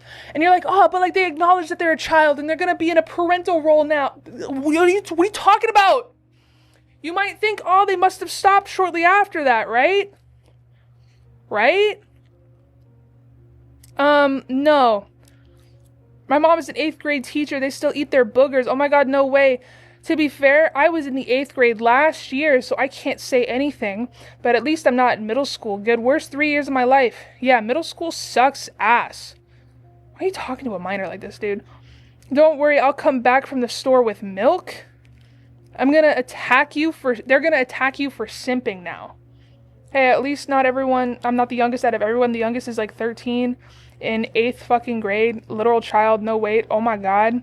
Honestly, the receipts hold up, yeah, but the credibility of the messenger does not erase the content of the message. And that is what makes the situation so complicated. All of this is alleged. It says I'm putting it down. This has not been put in court. I love myself. I'm just reporting what is online. So now let's go to conclusion. If there is anything this entire saga forces people to sit with, it is this uncomfortable truth. Credibility is currency, and once you spend it recklessly, you do not get it back when you suddenly need it. Bella built a platform on being the smart one, the facts person, the one who supposedly knew better. Then they chipped away at their own trust. Plagiarism, fabricated half apologies, deflection. Every time they choose ego over accountability, they weaken the one thing that would have mattered most later. And what was that? Belief. So when they eventually raised allegations that were far more serious than internet drama, the response was not concern, it was doubt. That is a consequence of a pattern when people feel misled enough times that they stop giving you the benefit of the doubt, even in situations where doubt should not be the default. At the same time, the story also shows something else. The messenger being flawed does not automatically make the message false. It just makes it harder to hear. The internet loves clean heroes and obvious villains. This situation does not offer that. It offers two people with influence who have messy histories and conflicting stories just playing out in public. There is also a bigger conversation underneath all of this, and that is about power, about age gaps, about what it means to meet someone as a mid-teen and date them once they technically are an adult, about how online fame just shifts different dynamics in ways that people do not fully understand. Legality is one line, ethics are another. The internet is starting to care more about that difference. And then there is a cost of living publicly. When relationships become content, breakups becomes episodes, allegations becomes monetized, response videos rack up views, and pain turns into engagement. The line between accountability and performance just gets so blurry, and it gets so blurry so quickly, and everyone just claims that they are just telling their own truth. Everyone frames their side as context. The audience and people who watch these people, they are left trying to piece together the fragments of these people's private lives and then in turn turn it into a public spectacle. Maybe the lesson is not about who is right or wrong. Maybe it is about how quickly influence can distort reality and how fragile trust really is. Build it slowly, lose it quickly. Try to rebuild it while making explosive claims, and you would learn just how heavy your past mistakes are. The internet does not forget, but it also does not investigate. It reacts so quickly. And in stories like this, reaction often arrives long before there is any resolution. So guys, that brings us to the end of this video. Thank you guys so much for watching. If you watched it to the end, I really do appreciate each and every one of you. Y'all, I hope this video makes it out this weekend, because let me tell you, give you guys updates about my life, okay? So y'all know, I don't know if I told you, obviously I said in one of my videos that I had surgery, and I had this surgery earlier this year and everything was going okay. I'm taking my medication, I'm listening to the doctor until like on Thursday last week I'm feeling like pain here. I would swallow my saliva, I'm feeling like serious pain or whatever and all. And Thursday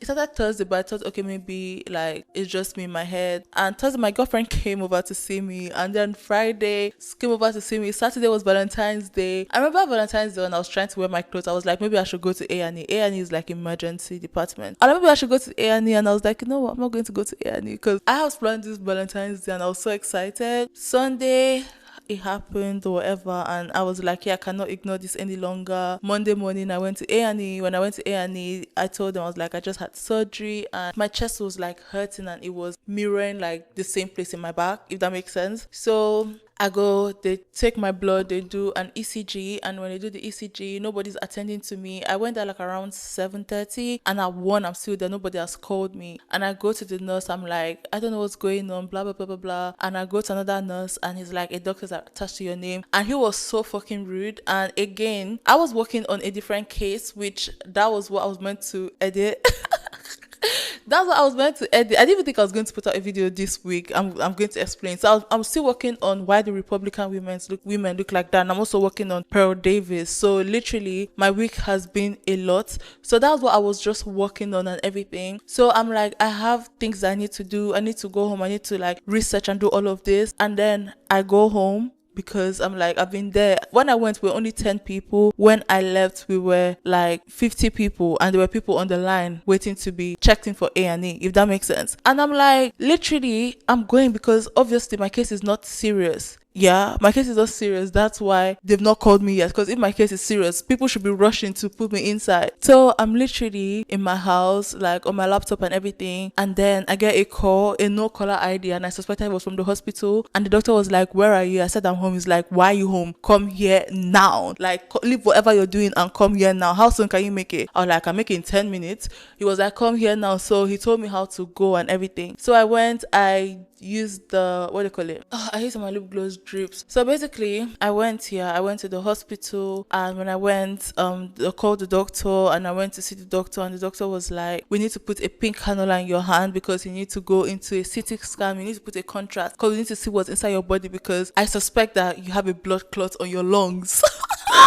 And I was like, what? I'm not gonna lie, I was low-key scared because blood clot is not something you should joke with. I'm like, blood clot on my lungs? They're like, yeah, we suspect there's a blood clot on your lungs. So I'm like, okay. So they're checking my hands. The nurse comes trying to put a cannula. She can't find like my vein. They can't find my vein. And I'm so confused. I'm like, what? They cannot find my vein. They put here. They can't find my vein. And then she calls the doctor. The doctor comes, can't find my vein, and they brought an ultrasound to see like my vein. Yo, it's so creepy. I saw my vein in real time. You see your vein and your arteries, and arteries are like under the vein and all of that. And I'm like looking at the screen, and I'm like, it was giving me Stranger Things, like Vecna. You know when Vecna, those things like when he turns into himself. Is it Vecna? When he turns into himself, that's literally what it looks like. And I was so creeped out. In case you guys do not know me, I do not like pain. I know I have all these tattoos, but I don't like pain or whatever. I don't like injections. I don't like syringe.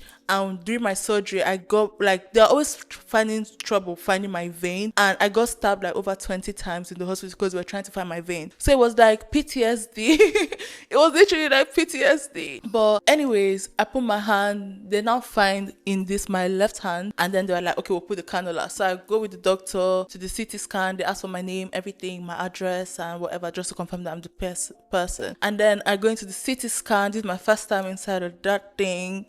I go inside it. I don't know if it's an MRI scan. I don't know. I do not even know. And I go inside, and the guy injects, because I had the cannula in my hand, so he injects the blue contrast in my hand, and it's so fucking painful. I'm like, oh my god, it's so painful. And he's like, oh, it's meant to be painful, whatever. So I go inside the machine. I'm claustrophobic. I'm screaming, and I'm like, get me out of here. I'm anxious. I'm having like a literal panic attack. And then the woman comes. She's like, what's going on? I'm like, I'm scared, blah blah. I was like, please, I need someone here with me. And she's like, yeah, nobody can be there with you. And then I'm there, then the machine is saying breathe in, breathe out, blah blah blah blah.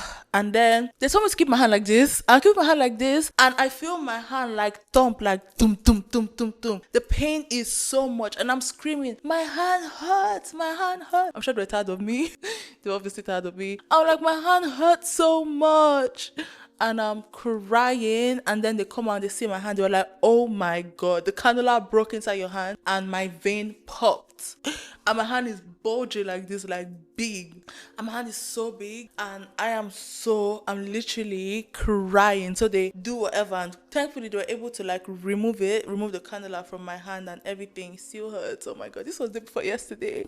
So I go back to the doctor, and the doctor is like, yeah, you have to come back tomorrow for us to do it, but I'm going to give you like blood thinner medication so you can take it, so that in case you have blood clots, because we wanted to be sure that it was blood clots. But I think from the ECG scan, and also when they did the blood test, they saw something in my blood that was higher than what it should have been, and he was confused why that's happened like 6 weeks after surgery, because he was like, if this happened like immediately you finish surgery, would have made sense, but 6 weeks after surgery is like very, very questionable and all of that. And I'm like, okay, cool, whatever. Tell me why I go back the next day, which was yesterday, and they were looking for my vein. They didn't find it. Obviously they could not use this hand, because when I woke up, okay, so yesterday, the day that this had happened, obviously I'm stressed and all, and I checked on Google. It's called extravasation or something like that, and then they said keep your hand in an elevated way, in a way that is above your heart, and that's what I'm doing, and I'm just doing that. Obviously I could not do it on my laptop. I was just watching Two Broke Girls because I was so stressed because of what had happened. And when it's like almost time to sleep, I carried my hand up and I felt my hand was so heavy, and I looked at it and my whole hand is big. It's so big that even this was tight, and I just broke down. I started crying. I sent a voice note to my girlfriend. I'm like, my hand is big. I was crying, yo. I was crying because when I went home, I was crying. Like, crying makes me so tired. When I went home, I was crying. That when everything was like that day, I really cried. I cried when I left the hospital because I was getting irritated. I cried when I left the hospital and I came and I was on my laptop. I had just finished crying when I was like, okay, let me be on my laptop and do something. I cried when I came back and realized that my hand, literally, what I never thought would ever happen to me, happened to me. And I cried when I seen that my hand was big. I was like, what is going on? So I am literally crying. My hand, I think it's increasing.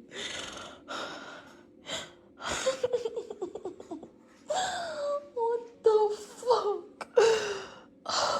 So when I go to bed, I put like a pillow and then I like hopefully sleep like that. But obviously I did not. I turned over to that side. And when I woke up, it was bigger. My hand was bigger. They told me to go to the hospital at 9 a.m. So I went to the hospital at 9 and the doctor was like, don't worry, it's going to be fine. It's going to be fine. And I was like, is it? I started Googling, is it going to cause lymphedema? Would it lead to amputation? The surface can feel your fingers and everything. And I went on TikTok and this girl had exactly the same thing that I did have, the whole blue contrast and how our vein popped and everything. But the thing about her was that the liquid still spread to her body, so she still did the test. But me, I couldn't, because all the liquid they pumped was literally in my hand. My hand is still big, yo. I can't even really show you guys, but there's like a difference between my left arm and my right arm. But anyways, I went to the hospital. They tried looking for my vein. They did not find my vein. They brought the ultrasound. They checked here, injected here. They'll inject. They'll be like, okay, yes, but like my veins were just like blocked. So they'll put the injection, the syringe inside. When they put it inside, they're trying to like remove it, like to see if they can bring it out.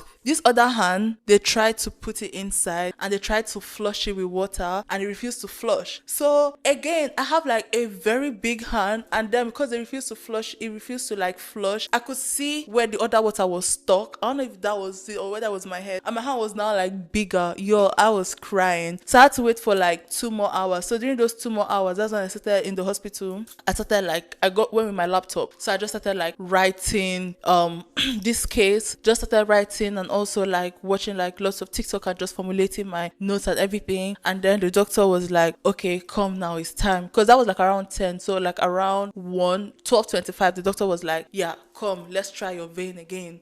Make sure you drink a lot of water. So I drank a lot of water. Because I carry my water bottle with me everywhere, except I'm holding a small bag. But I take water with me literally everywhere. So I drink water and I go and sit down. And he's like, we have to, because when they check the ultrasound, they've seen one vein that is so big. And he's like, we have to use that vein. But the thing is, we have to use like a big, long cannula because that vein is thick and it needs a big, long cannula. And he told me, this is going to hurt. There is no two ways about it. You can scream all you want, but it's going to hurt you.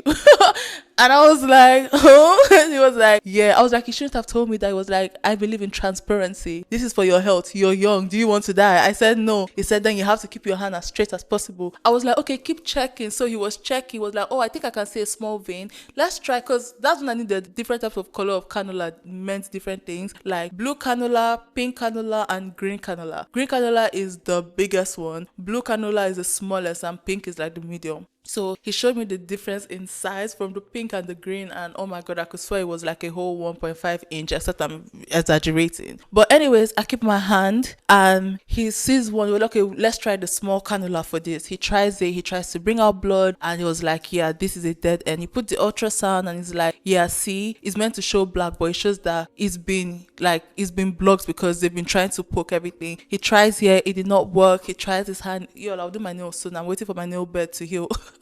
He tries this one, the same thing, and then he brings the green cannula or the green syringe and he puts it in, and I'm screaming. Oh my god, I'm screaming so loud. I'm screaming and screaming and screaming. And then he's like, I was like, fuck. He said he can curse as much as he can. And not only am I screaming, I'm crying too. Like, I'm seriously crying. All this while they're punching me, I'm crying. The first time before I went on the break, one doctor, he said I can hold his hand. So I'm holding his hand like so tight. But the nurse, she's a Nigerian auntie.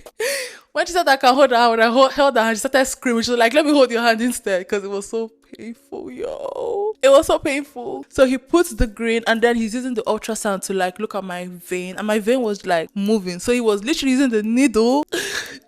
Oh my gosh, I did a trigger warning. Needle. He was using the needle to follow my vein. Yo, I was crying, I was screaming. And guess what? It was a dead end. He brought it out. He was like, yeah, there's nothing we can do. So they gave me all the medications of the things they were suspecting was wrong with me. And then they said I should come they've given me another time that I should come to do the test again, because he's like, he's not going to rule it out. He said that's what we have to do to monitor the whole situation. So I've been given like anti-thinners. I've also been given like medication in case I have like chest infection or like just things. And I feel much better since like from the medication, but I have to take it every time. Like my alarm just rang now. It's time. There's a medication I have to take 4 times a day evenly. So literally I'm going to go and take it. But yo, it is not, I'm not gonna lie, I don't like the hospital. I don't like even the surgery alone that I did. That was the first time I ever put my body to do something like that, through something like that. Because prior to this, I never slept in the hospital. I never taken drip. And this is me taking drip, taking morphine after my surgery. Like morphine just puts you to sleep. And